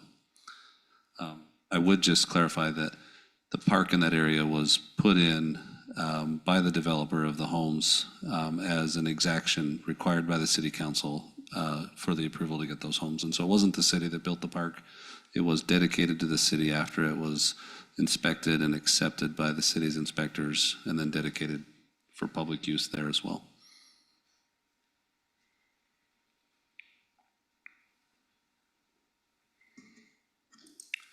Okay, if there's no one else, we'll close the public hearing portion of this. Do you guys have any questions for Bob? Yeah, let you address some of those. Yeah, Bob Hermanson, appreciate you guys' time. I'm happy to run through a few things, or if you're welcome to ask me whatever you like. Whatever would you like to do? I felt like maybe give you a chance to address some of the concerns, and then Sure. maybe we might have some more after. All right, sounds good. So the history that was went through on the project, and so I basically did all of that from way back in time all the way till now. And so the guy that did the planning for the residential up against the industrial, then on the way to the landfill, that's me. And so I was the one that did this, 10, 15 years ago now, 15 years ago. And so anyways. You did it, just for clarity, you did it as the engineer hired by the landowner. It wasn't your decision. You weren't the landowner deciding to go put this in. Is that right? So I'm a development consultant. So I consult all of my clients on what should be done with all land uses. And so, yes, my recommendation to them was to do what was designed. The ladder plan that was there had double the density. We thought that was impractical. I did. I make a recommendation to my client, and 90% of the time, those things move forward through the city process, and that's what gets approved. And so, yeah, so I did that in this case, from inception all the way through, meaning from the pickup in 2010, not in the first one that had the really silly plan that was in place. It just didn't make any sense. Anyway, so moving forward into that, through these residential pods, these 4 residential pods were established. There was a ton of discussion on Country Way, the design of it, the bike lanes that were there, the stop signs were there, the way that they're striped. Every single one of those items were items that I negotiated with the city council in order to help mitigate these future concerns about the industrial and this residential, and as this merges into this river area, and that's also why we put the park there as well, to make sure that we could transition. At some point, you have to transition from these one use to another. Collectively with staff and council and everything else, the plan was brought forth. It was modified, tweaked, the best that all of us could do together. And that's what was planned and built and approved, and that's what you see now. It's just now it's taken more time for industrial to get built and get developed in this area. All of this area that we're talking about was all included in those plans from 2010, and continuing to the north and to the east, all the way up through the road that you guys are referring to as Purgatory Road, and the future bridge that will cross at some point, or could cross near, basically goes right down through Western's Pit and 90s into Southern Parkway. And so all of that's part of this planning atmosphere that I've been dealing with since 2010. And so we did all of those things to try to help and foresee into the future what this traffic was going to look like, because obviously there was going to be a tremendous amount of truck traffic with the industrial and then also the landfill. And there's also a private landfill there as well. And so we did the best we could with that. And then, later on, everything gets built. We did residential first, and then we picked through the industrial areas, which we're still doing now. One of the other comments was, which are we working towards the future Purgatory Road and that part of the land development? Generally, the city always requires us to build infrastructure getting to there, but it's conforming to the master plan, this is part of that. This is Smelter Way. This is the road that accesses Purgatory. That in the future will alleviate a substantial amount of traffic for these residents over here on the side. It's still a long ways out. I totally agree with that. I have no idea how far it's going to take us to get to where that bridge goes in and Purgatory connects to Hurricane. It's gonna be a minute for sure. But as we develop and we go that easterly and then turn and go north, we are putting in those sections as master plan through the city now. At the same time, Country Way was also the same level of planning as well. So we've done the same thing. We built Country Way with that same idea, and then we're working our way in that direction. Just to be clear, currently in that, I call it the valley parcel because that's what we used to call it. There is, Eldon, would you mind pulling up just that aerial that you had up that kind of shows it? There's a big valley in between that whole area, and I'm going to step over here and point real quick unless you can see this. So currently, right now, there is a approved permit that extends this entire valley all the way through here.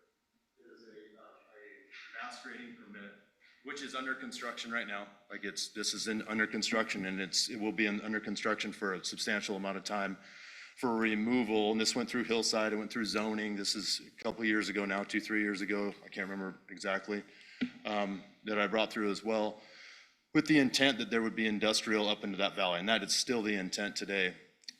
What we're trying to do as far as mitigation goes is that we have, in that mass grading plan, there's about 4 million yards of dirt to be removed, to be exported. For those that don't understand how much dirt that is, it is very substantial. It's just being picked away at, right? It's a very small portion of all this industrial traffic and the landfill. I mean, honestly, it's probably 2% of the traffic. Like, it's a very small chunk, but it's just trickling out. There's trucks rolling out of there a couple days a week. You know what I mean? Like, it just depends. With this proposal, the first item is that we have, for the most part, except for this item we discussed tonight, the I-2 industrial zoning that has the hillside overlay. We can develop it now, to be clear. It just has some restrictions with hillside. We have a substantial amount of disturbance that's on the bottom edge, plus the very large old school disturbance that's all through this area on both sides. So we've got all of this already, we've got all of this that is undisturbed, but when we submitted an application to Hillside, we had great turnout. We had probably, I'm not sure, I mean, it seems like there was 10 or 15 people there. I remember 10 people probably.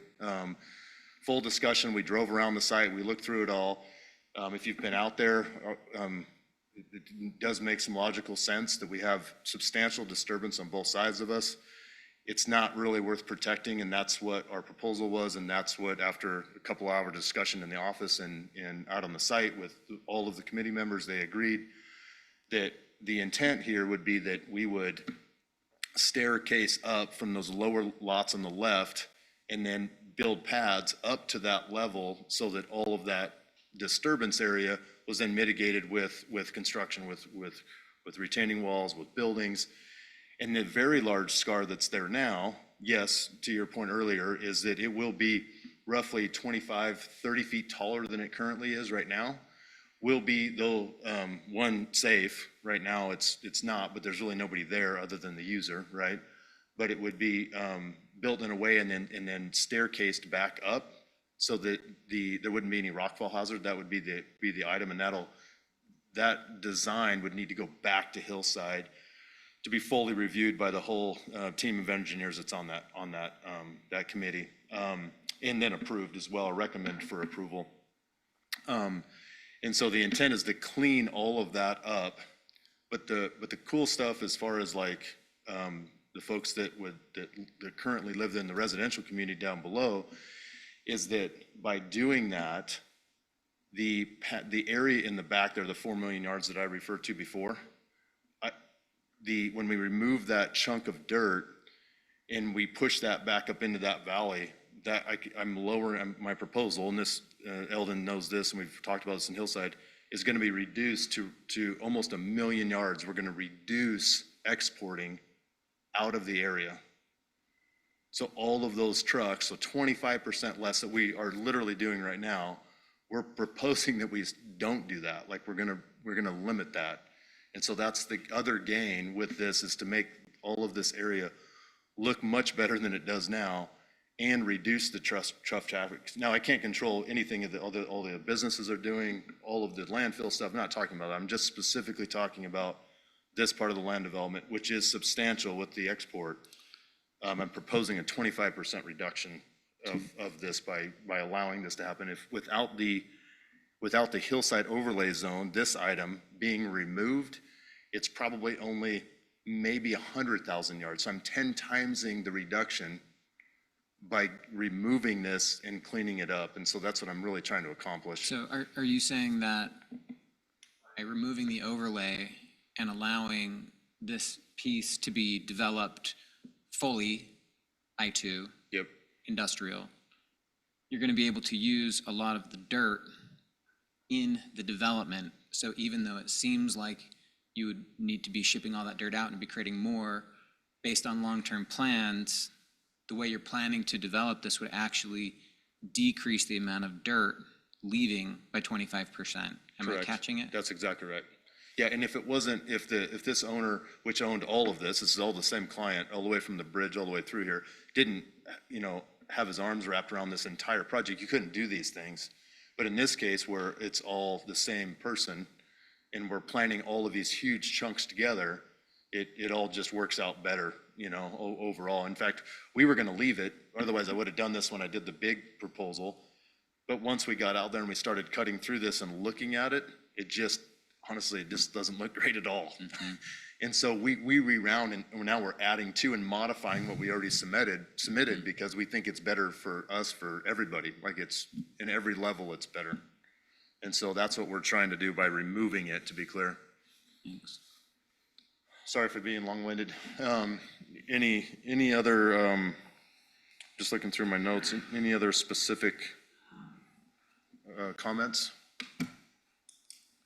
I don't have any. I felt like that was a great explanation and helped modify how that was all, what you're going to do, that it will actually help decrease the traffic. Yeah, and not a small amount, like I'm trying to, Right. I don't know how to describe to you 1 million yards of That's a dirt. lot of dirt. Yeah. But it's very substantial. I have one other question. Before, when we saw the image about where that cut was going to be, and it was Yeah. like way up on the hill, Yep. that could imply residents could get the idea that they have to remove that whole mountain. And based on more information, my understanding is that's not what's happening. We're going to be tiering up to the top, right? So it's not like we're cutting that whole. Well, it's going to be steep. I mean, just to be very clear, it will go up, and then basically every 30 feet, there'll be a bench, and then it's going to go up 30 feet, do another bench. And so it's just going to step back so that it's mitigating rockfall and just on that side. And that'll be heavily monitored with geotech as the work's being done. Generally, there's another comment, how do you do that, right? You start at the top and start peeling out and building that as you work your way down. Right, but you're not like cutting into the mountain and laying a flat parking lot into the mountain. No. You're tiering up to the top. Yeah, well, so both ways. So the larger cut slope that we're talking about, just to be super clear, is that this guy right here, this will be a large cut slope with tiers all the way down, right? Which isn't going to go down this grade, to be clear. Yeah. It's going to go substantially, and then you're going to have a pad, and then a step, and then a pad, and then a step, and a pad, and a step, all the way down to this. So this just looks normal and it's usable. Yeah. And this is the big slope. The only slope that you're going to see in the end, you're going to see all these large buildings like these and bigger. You're going to see these, but then from a distance, the only thing you're going to see on this is probably in the neighborhood of 60 feet tall of what's actually exposed. And the question is at what angle can you actually see it? And I say 60 feet, I'm saying if you're standing beside it, of actually what's exposed, like in the road in front of it, that's what you're gonna see in the worst possible scenario, like standing right in front of it. Yeah, the question is like across the valley, what are you gonna see? right? And so, and it's really spotty. I think it was Eldon that was making the points about the different aspects and the angles. There's like snippets that like, oh, there it is, and there it is, and there it is, but then it's because of the angle it's at, you can't see it. Yeah, it's kind of ideal tucked around that corner. Yeah. So, any other comments or questions? No. Just ask, for the trucks that are exported, it has been my assumption that those are routed based on destination. For sure, 100%. Is that accurate? That's correct. Is there any context or understanding you can add to that for me? Well, generally, we've had, I mean, just where the land development is, like where it's going on is really where the trucks go, right? And so generally heading south, I would say that probably 70% of the earth goes south because that's where all the land development is. And then you have, 25 or 30% heading north, and there's only two ways out of there. You're either running north or you're running south, and it's just is what it is, and it's, yeah, that's what we're seeing. And it's purely based on that. And to be clear, that dirt gets moved in the county regardless of the site, right? Like it will move somewhere, somehow, whether it's here or somewhere else, it doesn't matter. It's moving every day right now.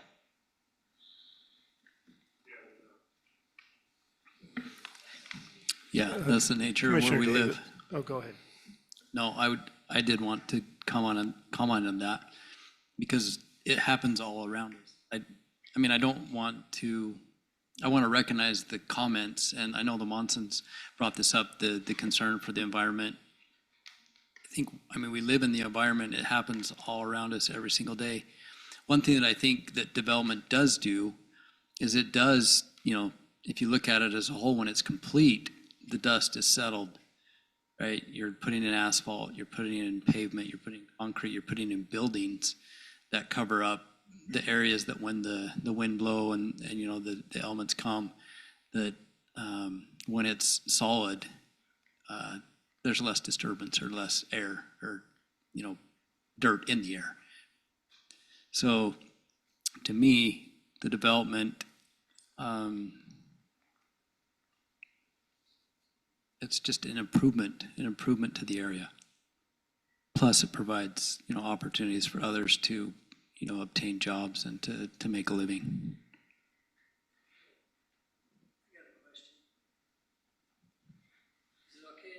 We've closed the public hearing portion of this right now, sir. Yeah, I just had another question. Commissioner Davis for the applicant. We're talking about, potentially 70% to the south, 30% to the north. Is it within your control, your purview to line that up to send more to the north as you take on this element of the project? Generally, it's not, because it's not only just the applicant's trucks that are hauling there's other construction companies, right? When they need the dirt, this magnitude, like there's just trucks kind of going wherever they need to go. They pick up 3 loads or they pick up 20. We don't have any control of where they go. Because it's a substantial amount, obviously, right? I mean, you take this on, you start, tearing the hillside. That you would think that's a reliable source of soil, and a deal could be cut. And maybe I'm oversimplifying. And I'm sorry. With respect to the disposal of the dirt that's removed. You mean as far as the negotiation of where, like with the person that you're dealing with to do it? Exactly. Generally, the answer to that question is no, because they'll just find it somewhere else that's closer. All of this dirt exists everywhere else too, right? So there's this, like I said, whether this is happening or not, it'll just go or come from somewhere else. So generally, we don't have, always fine to make a recommendation, but generally this is, that's why the master plan is what it is. That's why your road network is the way that it is that it's conveying traffic very well to the south the way that it's designed. So it's really hard to send them to the north when they're purely paying based on time and fuel. Yeah. So.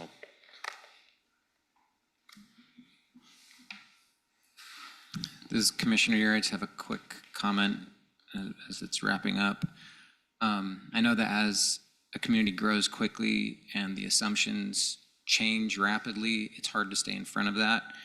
From my perspective and not knowing all of the details that went into the decision, I think it was a mistake to put a residential neighborhood right around the corner from the landfill. I just think that was a mistake. And I think that now we've got to deal with that. As a city, we have to figure that out. And I think the traffic and air quality, those are real issues. From my perspective, I just think that this is an appropriate place to have industrial. I think right up that valley, it's ideal. It's right next to the landfill. There's visual barriers from almost every angle. It's a huge problem having that residential neighborhood there, and I think that's that other basket of issues that has to be addressed in other channels. But for me, I think that, as a balancing of interests, this community needs industrial. We need places to go put all of the machinery and all of the those other projects that make our lives possible. And it sucks that it's that close to a residential spot. But in my opinion, I think that having been out there and seeing how scarred this is, I don't think it's worth protecting that hill. I think it's an appropriate place for. And as we move through our planning commission and, we are looking to the future, and it's not just our city, you got to realize that this is going to tie into another industrial area in Hurricane. So eventually this will run all the way into the Purgatory area. And then they won't be going, eventually they will not be going through there. One day we're going to get a bridge that comes out and eliminates this from Country Way. It's going to come out and hit SR7, which will make it even easier for them. And the problem that we have is growth. That's what, good and bad. It's not, roads don't just appear, So eventually we'll get there. But now it is what it is. So it's not going to be bad to have, I agree with you. I don't think we should have ever had that subdivisions out there, but it is there, and we're going to mitigate it eventually. It's just not going to be tomorrow. As soon as that bridge comes in, it will help, but it's there. They have that right. So once it develops, it'll be more of a push to put that road and that bridge in. The more this gets developed, the more they're going to push to put the bridge and the road in. And obviously that's how, it's not just going to appear. There's got to be a need for it. Well, and just to build on that, I've only been on this commission a few months, but one of the things I've learned is that we do a lot to have developers pay for the lands and the roads going into them. And so the city avoids a lot of taxes to its citizens by waiting until a developer is ready to develop the land, and then they say, okay, developer, but you're paying for the road. And that makes it so we all don't have to pay that in taxes. But that also means that it gets pinchy when the city needs to go do some proactive thing like changing out a bridge that there's no developer developing that area to pay for. That comes right out of city taxes, and city managers and others don't want to raise taxes. So the more that we can wait until something gets developed by developers, the more we can externalize those costs to the appropriate person who's going to be benefiting from those developments. And so that's another thing that I didn't understand before beginning serving on this commission. Not right now. So if you guys have any more questions or comments, we'll look for a motion.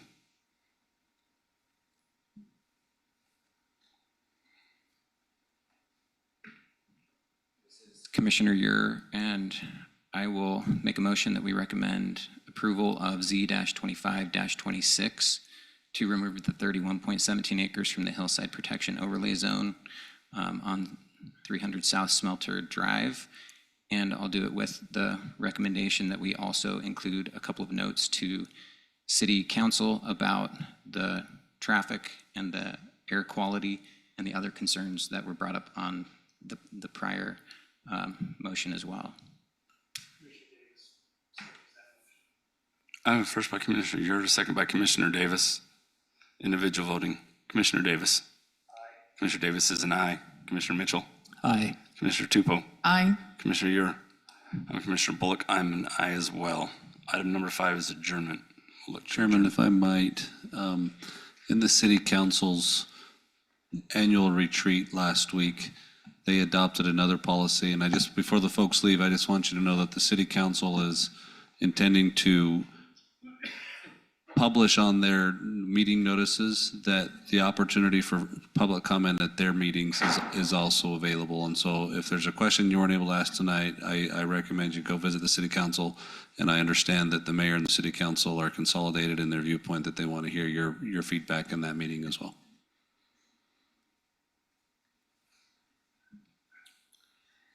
Do they limit that public if it's been said here? Or is it come in, they readdress what was already addressed? It's at their discretion. As I've observed their discussions and their practices, I don't believe they intend to limit it if it was stated here.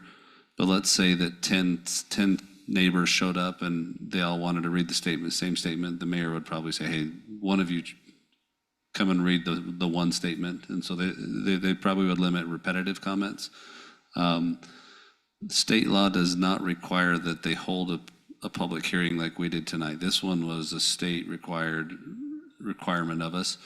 The city council is essentially stating that they're willing to go beyond the state requirement if there's additional folks that want to meet them there or maybe couldn't make tonight but can make next week's. They will give those folks the opportunity to share their feedback in the city council meeting as well. And maybe for those that aren't sure, city council also meets on Wednesday nights. Planning commission is Monday and is the first and third Wednesdays. City council is second and fourth Wednesdays of every month. And so next week, city council would meet on Wednesday night, 6 o'clock.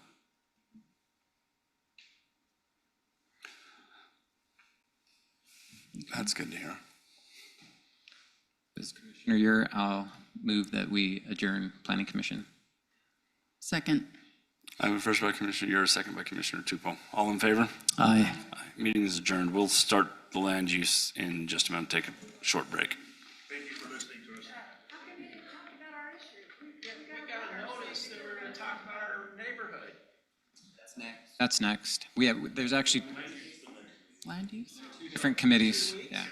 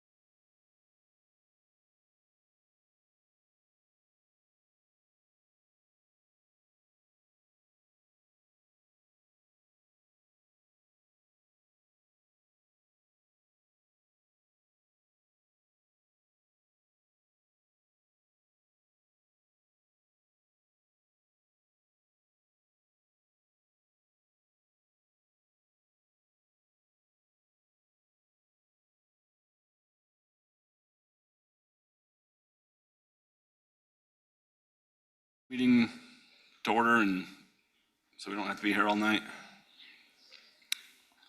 So welcome to the Land Use Authority meeting for January 21st, 2026. We're going to start with the approval of the agenda. Commissioner Tupou, I make a motion to approve the agenda. Commissioner Davis seconds. I have a first by Commissioner Tupou and a second by Commissioner Davis. All in favor? Aye. Item number 2 is approval of the minutes from the January 7th meeting. This is Commissioner Mitchell. I move that we approve the minutes from January 7th. Commissioner Ure, I second. I have a first by Commissioner Davis, or Mitchell, a second by Commissioner Ure. All in favor? Aye. Item 3 is declaration of abstentions or conflicts. Does anyone have any with tonight? All right. Item 4A is to amend the final plat for Phase 1 at Red Mesa at Sunrise Valley subdivision. Applicants Bill Cox. And we'll turn this over to Sebastian. All right, good evening, thank you. The applicant is requesting approval to amend the final plat of Phase 1 of the Red Mesa at Sunrise Valley subdivision located at approximately Beck Drive and Country Way. The reason for this amendment is to adjust the lot lines of all boundary lines to the center of and along the existing block walls. So if you can scroll to the exhibit, that'd be... Scroll it down a little bit, actually. So essentially what they're doing is they're removing the pad lot lines and just vacating the limited common areas as well as the common areas to ordinary non-pad lots. This would increase the size of each lot respectively. So if you could, are you on exhibit 1, right? The first one there, yes. So top page up a little bit, yes. So this is the existing final plat. And as you can see, it shows common areas as well as the limited common areas. However, if you scroll down a bit, the reason for this amendment is to vacate those common areas so the lot lines are along the block walls. And for you, if you don't know, limited common areas essentially are they limit the development capabilities of the lot owners. So staff recommends the Land Use Authority approve the final plat amendment for Phase 1 of the Red Mesa subdivision based on the findings in this report. And that concludes staff report. I can answer any questions about, pad lots or common areas if you have any. So basically what we're doing is,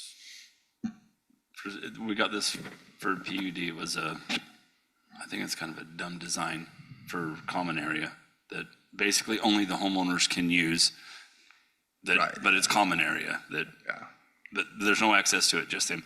So all this is doing is basically giving those homeowners that property that was in their thing. Correct.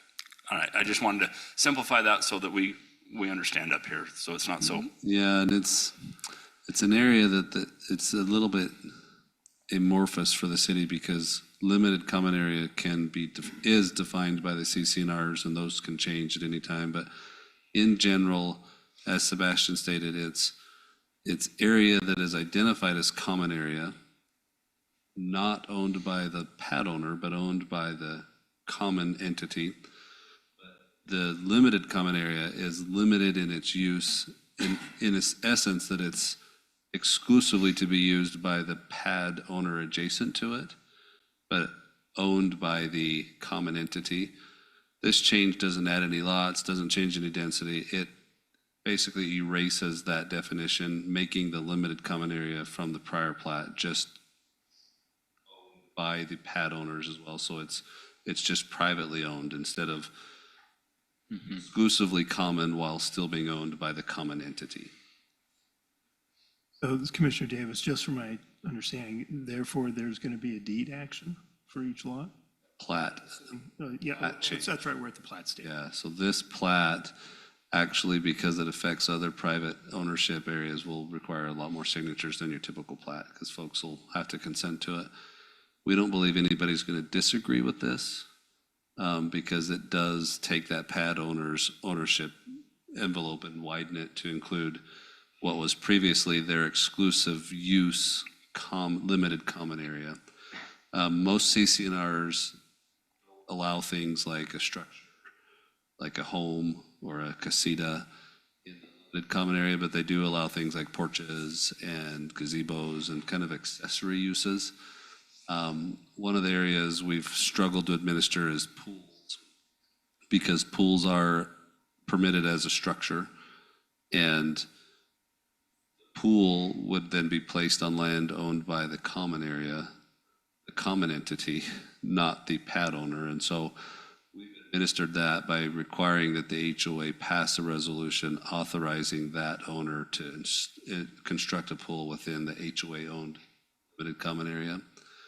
This fix simplifies the administration for the city kind of planning and building issues, because if someone wanted to build a pool, assuming this gets approved, their pool permit just comes under their ownership right, and the city processes it and applies the standard codes there. So can we not do these anymore? These type of subdivisions? I hope that that becomes the fast law. There's a couple of issues here. There is an ordinance where provision of common area flows into a calculation that can essentially provide what the city code calls bonus density, give you more lots than you might otherwise get based on your application. And so if limited common area is being utilized to, allow greater density and then being privatized, that's a concern we might have from an administrative standpoint. That's kind of what they're doing here. I mean, in reality, but I think this is something that we should look at further on and not let it happen again. If we're going to have common area, make it so everyone can use the common area, not just in the back of someone's house. Yeah, that's my viewpoint is similar in that let's either make it privately owned or commonly owned and not have kind of the gray area where it's commonly owned but privately exclusively used, right? That one's just, it's hard to administer. There's frequently, like a lot of the land uses that are becoming common these days want to stretch into that. It's just difficult to administer that, not privately owned, but exclusively used by the private entity. And so and I'm not going to speak for Eldon, but I think that I would like to see it gone. Growing away from that concept is something that we would welcome, yeah. Okay.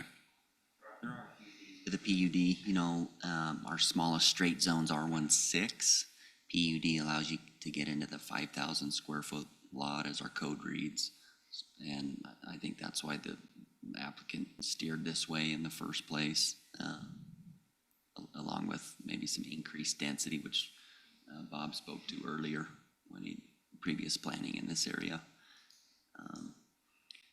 I think it's a healthy discussion, is the city on board and wanting to get a smaller straight zoned area, an R1.5 and R1.4 to allow developers to go straight zoning and get those smaller lots. Want to entertain. New to all this, Commissioner, you're being new to all of this. To me, it just looked like, and I'm sure I'm missing nuance and stuff, but to me, it looks like the builder was like, oh, we can get increased density if we throw in some common area. Let's throw in some dumb common area and get, an increase in density. And now we're having to fix that. So, that is weird to me just as a new person to this. I have a question actually for Sebastian, if I could. Sebastian, right now, from what I was driving around and stuff out there, it looks like there's block walls surrounding most of these lots. That is correct. Essentially, the neighborhood does not act like a pad lot. It acts like a straight zoning. So this is just legally changing the plat to align with the current sort of look. Got it. So all the changes where we're increasing lot sizes, those block walls are already encapsulating the additional changes? Like you're not going to have to knock down block walls to go encapsulate the additions? That is correct. Right? So the plat amendment is just literally just amending the plat so the lines fit the existing block walls. So it fits all the walls, and that's it. Correct. That's it. Okay, I wanted to make sure because there's some bigger common areas here that they would if they're pulling those in, it didn't look to me when I drove around like those were already in part of the. There are some common areas which will remain, but most of, all the limited common areas will be So vacated. it's only the common areas that are already enclosed within people's block walls around their homes? Yes. Okay, yeah. Yes, exactly. Any other comments or questions or? Okay, this is public comment. Did you guys want to speak to it?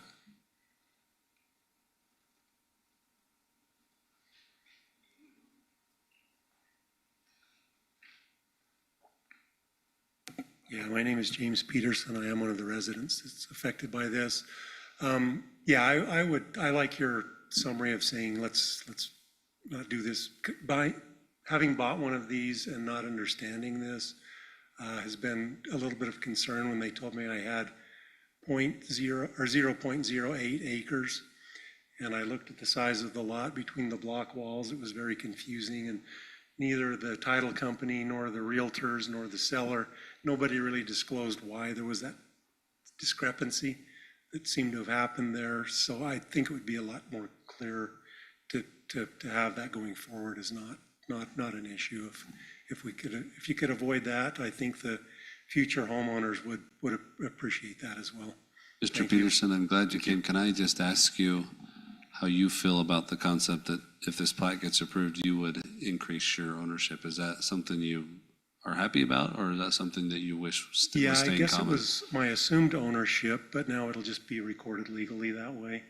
And I'm glad to know that my pickleball is mine now, my pickleball court. So, Instead of just exclusively your use. yes. Now it's your use and ownership. Permission has to be asked, yes. Don't have permission to come jump his wall and play on his pickleball court? But you can talk to me about it. Thank you. Please state your name so we can get it on record. Yeah, my name is Tim Farmer, and my problem is, what I'm looking at, we're talking about phase one, is that correct? I think I live in phase 3. We're going to get to all the phases Okay, tonight. so this is gonna apply to all of it? So each phase requires its own plat, and so we've listed them as Okay. different agenda items.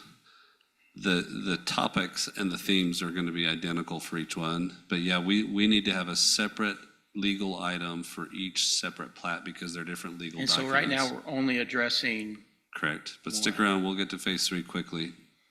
all Yeah, right, we got that's what I wanted A, to B, and C. clarify. Yeah, we got A, B, and C to go still. right. It'll be the same thing. Thank Thank you. If we're done, is there any more public hearing? Okay, I will close the public hearing portion of this and look for a motion. This is Commissioner Davis. I'd like to propose a motion for the approval to amend final plat of Phase 1 of the Red Mesa at Sunrise Valley subdivision, subject to the findings and conditions in staff report. Tupo, I second that. I have a first by Commissioner Davis, a second by Commissioner Tupou. Individual voting, Commissioner Tupou. Aye. Commissioner Mitchell. Commissioner Davis. Aye. I'm Commissioner Bullock. I'm an aye as well. That is approved.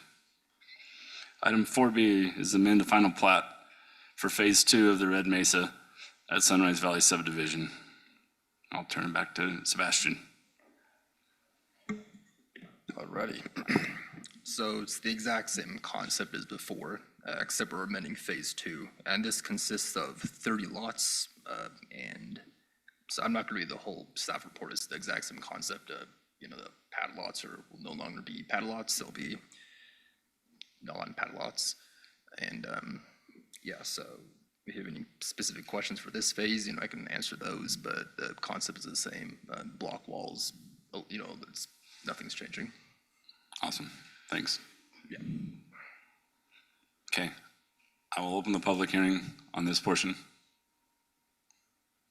Okay, I will close the public hearing on this portion and look for a motion if you guys don't have any questions. This is Commissioner Mitchell. I move that we approve item 4B to amend the final plat for Phase 2 Red Mesa at Sunrise Valley with staff's recommendations, finding, and conditions.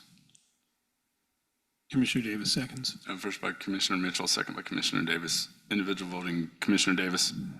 Commissioner Mitchell. Aye. Commissioner Tupou. Aye. Commissioner Buer? Aye. Commissioner Bullock, I'm an aye as well. This is approved. Item 4C is amend the final plat for Phase 3 at Red Mountain subdivision at Sunrise Valley. We'll turn the time back to Sebastian. Once again, same process, except this time it's phase 3, as you mentioned, and it'll be 8.23 acres of, I guess, limited common area. And this would consist of 28 lots. So same process. I don't have any further, staff doesn't have any further comments on this. I can, answer any questions you may have. Sebastian, I had one on this phase. It's the chunk of common area on the top and the bottom.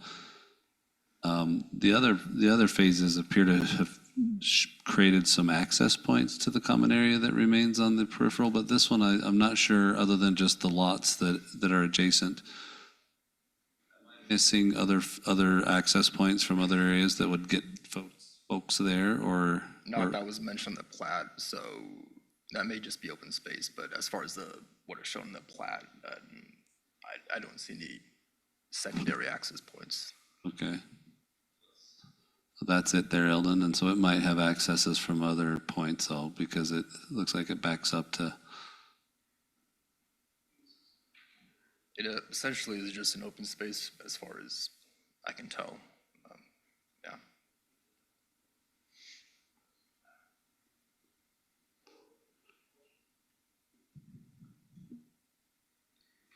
You have to ride your horse.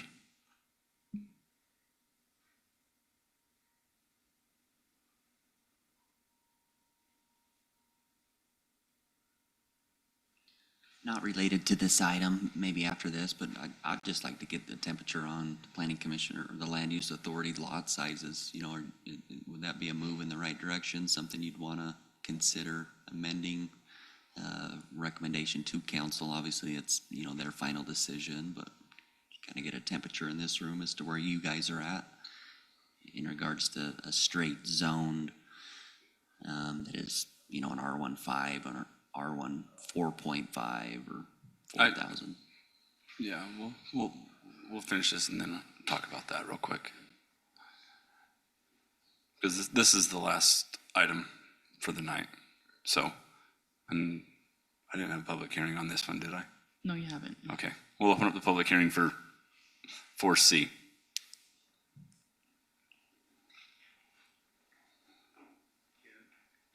James Peters again. I would just like to ask a question on this. There is no distinction really on those properties that lie outside the walls to indicate that it is part of the subdivision.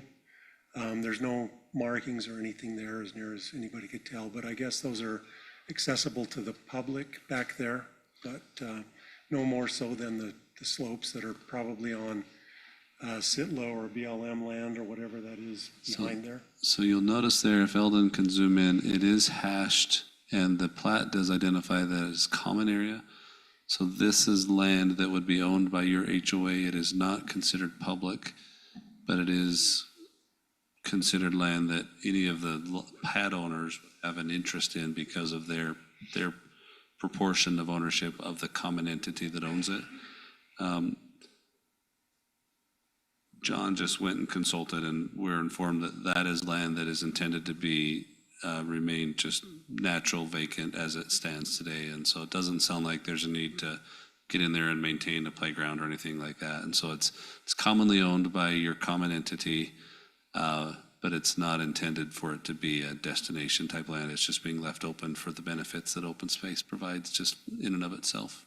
Okay, with no distinction between that and the land that's adjacent to it, to the Yeah, west. the land that, well, it is distinguished from the land that's adjacent to it because it's owned by your HOA, not by the BLM or any other entity. Right, on the description, but physically looking at it, you can't tell where one ends and the other starts. Yeah, and the BLM land adjacent may never change. I do understand Sitla's in the business of selling land to developers for development, so that land may end up on an application here someday, but yeah, right now the intent is just to leave it as it is. Thank you. Anyone else? We'll close the public hearing portion of this and look for a motion.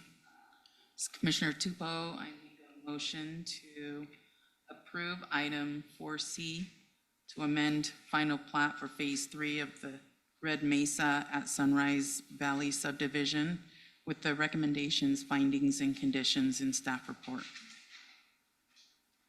Commissioner Euro, second. I have a first by Commissioner Tupou, a second by Commissioner Ure. Individual voting, Commissioner Davis. Aye. Commissioner Mitchell.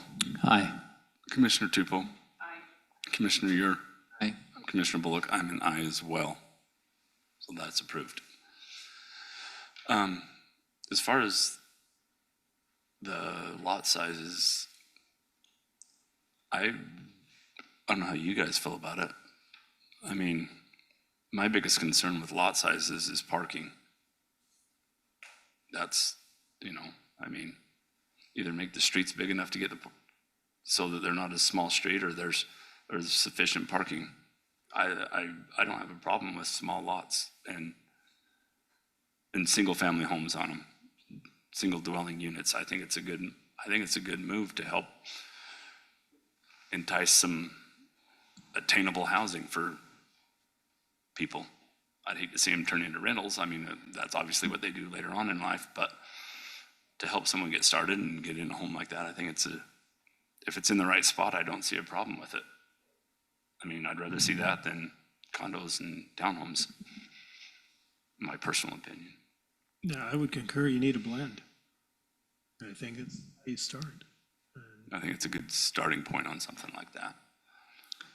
I mean, it's not on this isn't on the agenda, it's just, we're just kind of talking. Maybe let me frame this a little bit. This is an off-agenda discussion item, being so there can be no motion to pass here. But Eldon, the city's director of planning and zoning, has asked for just some feedback from the commissioners on their feelings about a proposed or the possibility of proposing a future city code amendment that would allow an even smaller lot than is currently allowed. Okay, and I think that answers my question, because so the R6 is the smallest currently in Washington City. Unless you go into the PUD and then you get into the 5,000 square foot. Part of why I think Eldon is suggesting this is that previously, to get smaller lots, you had to do the bonus density and limited common area, and that could be accomplished if the city were to adopt just a smaller zone designation than we currently have. You could accomplish the same smaller lots without the schematic of the bonus density. And it might help too. I mean, I know the amenities are always nice for everybody there, but it'll also help. That gets a sticky stitch too. I mean, you want some amenities, but not just straight housing. I mean, it's a hard one to do as well. Yeah, and I can't remember who mentioned it, and the planning, I've heard it from the city council members as well. Like the desire that if there is going to be common area, let's have it be meaningfully common, not just something that is measured in a corner, but not necessarily beneficial to anything. Yeah, someplace where kids can go play, and because I mean the lots aren't huge at 4,000, but they're still decent. As PUD, we did on George Washington, 13 lots were required by amenity. I know we beat ourselves up. The amenity's not meaningful in the area. It's small. It's a waste over time. They could straight zone it and avoid the amenity. In certain areas. Yeah. Smaller PUDs, larger scale PUDs, yes, bring amenities to benefit the residents. I do think too that there's got to be the buffering, right? Like, it's going to come at us, right? Somebody will put a R4 next to a current. I mean, we're seeing that now, right? And that happening, and then you see the residents that are really concerned that the higher density is coming in close to their, quarter acre lot or whatever. So I do see that, that's going to come at us. And so my recommendation, if we do allow it, that there be some kind of planning to help so make sure it makes sense. And that's hard to do, right? Because I think we're kind of moving into that direction where that's what's desired. How do you not hurt the people that are currently here? And in fact, this, criticized a little bit tonight, is a figment of the era when large lots were the expectation. And you were expected, to have a yard and a basketball court, a garden and some of those things of an era which is, I think, nearly moved on. And so, yeah, smaller lots was developed within a framework that favored and preferred and almost mandated larger lots, right? And so we're now in a setting where smaller lots are not just appear to have a favor from elements of planning and water use and those type of things, but I think price of things has made them very favorable from a pricing standpoint as well. And so my understanding, I'm not a land developer, but my understanding is they sell really well in this market. People are very able to get one of those. Yeah, I wouldn't be opposed to a smaller lot as long as it's placed in the appropriate areas, like a buffer zone or I think something like that. I'd hate to give a blanket R4 zoning and not have any sort of thing on it. But I don't know, it's tough because you don't want someone just coming in and taking advantage of the smaller lots and destroying the community that's around them. I feel like if we're going to do that, it's got to be it's got to be a tough one to get at some point. I've always felt like that's the only thing Dam Road lacks. They've got every other use on there, but we need we don't have some tiny homes out there. That's the only thing they don't have. Well, there's plenty of tiny homes. There's people living in trailers. We just don't have any apartments out there. They lack some curb and gutter in a few places. Yeah. Not after the road project, though. We'd want to tie the new zone to the general plan so it fits in with the R16, so you couldn't put this R14 next to a R115, it needs to fall within the general plan and fit in those planning concepts. I think it's a good concept for little spots that isn't necessarily like some of the downtown stuff, those or wherever they're doing it. I just would hate to see somebody come in and split up nice lots and change them into those. So there's not even a pro forma ordinance written yet, but Eldon's giving you some insight. Right. It in a way that it would essentially pair into the smallest lot zone that we already have, and that would flow into the general plan. So only the places in the general plan that currently allow the smallest would qualify for the next one if it were. And so it already be. Of course, the general plan does change and does morph as the generations and the decades come and go. And so that general plan can be amended and changed as well. But yeah, that's the theory there is if it were to be something that gets approval, we'd couch it only within the areas that are currently general planned for the smallest. Would it tie in with like the multi-development too? I mean,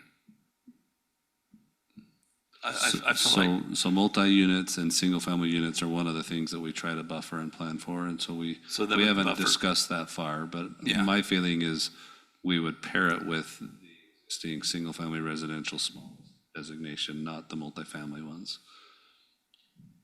This is a very candid conversation. I didn't tell Thad I was gonna bring this up. Gauge the temperature of the land use authority on thoughts. No formal discussions. This is just off the cuff here, Yeah. Two quick thoughts or questions. One is, have we done enough PUD that allow this, that we can go harvest some lessons from that in the city? Can we ask, like, where has that worked? Where have we bumped into things? Can we just take a pause before we authorize a new one and look back and see what we've learned from the PUD? And also, if St. George has an R4 equivalent, can we have a conversation with them about what they've learned before we, open the pipelines? That's kind of like where my mind goes with it. So we've got a couple of really good examples. So Sienna Hills and Coral Canyon are the two that I thought about. The bigger the PUD, the more meaningful the feel of the open space and the wild areas. And even the amenity is more meaningful there. Seems like the smaller they get, Eldon gave the example on George Washington Boulevard that was, I can't remember, 13, Eldon, 14? The smaller they get, they can still provide what the PUD code requires, but it's so small in proportion that it's hard to, even if it's just open space, you don't feel the same feeling that you do as you go through Coral Canyon and feel kind of those ribbons of wild area that kind of feels all around you out there because of the magnitude of the size of that PUD. Yeah, I would just suggest, if you're wrapping up your information gathering, Eldon, I would go back to one of the first things that Pete said with respect to parking, because that becomes the biggest gotcha with these things when all of a sudden you got a couple, maybe 3 vehicles, and now you've got heavy congestion, and I think it detracts from, the intention of the development itself, even with that PUD that that little thing we talked about here on George Washington. That's the biggest concern wherever you go is the parking and the safety of all the Yeah, parking. and how many generations are living there? Now, if it starts as a smaller home, then you're probably not going to have multiple generations. But still would need to be, I think, an element for consideration. Interesting issue because, smaller lot, you're going to have less footage. So even if you were planning to park in front, you're going to have less room out there for the hobby truck or whatever it is. The other one is, it's unique to our area, but maybe not unique to others. Areas where the land values are very high almost compel that you build a structure that maximizes as many buildable feet of that as you can, so that your structure that's put on the land harvests and it builds upon the land value. And so in theory, you go buy a big lot and build a tiny house, you basically just devalued your investment because the house didn't harvest that land value. Whereas if you put a house that's, magnifying the land value, you can then build upon that value by building the appropriate house on it. So I think that people are probably going to try and, even the smaller lots, put as much house on it as they can, which You'll have to. I mean, I think someone once told me it's like 25%. Whatever you pay for that lot, your house has to be 75 or 4 times what that lot's worth. So if you bought a $500,000, you got to have a $2 million home on it. Yeah. To justify it. But I don't know. That's not my line of work. makes sense to me. It's not mine either, but I think that's what we see out there. I think that's what we see is you can't afford to build a small house on an expensive lot. And I say that intending it to be funny, right? Like if you have to invest that much money in the land, you're wise to then invest additional amounts in the house to add it all up and build something of value. Well, if you guys are done, I'll look for a motion to adjourn. This is Commissioner Mitchell. I move that we adjourn. Second. I have a first and a second to adjourn. All in favor? Aye. Aye. Thank you, guys. Thanks for coming.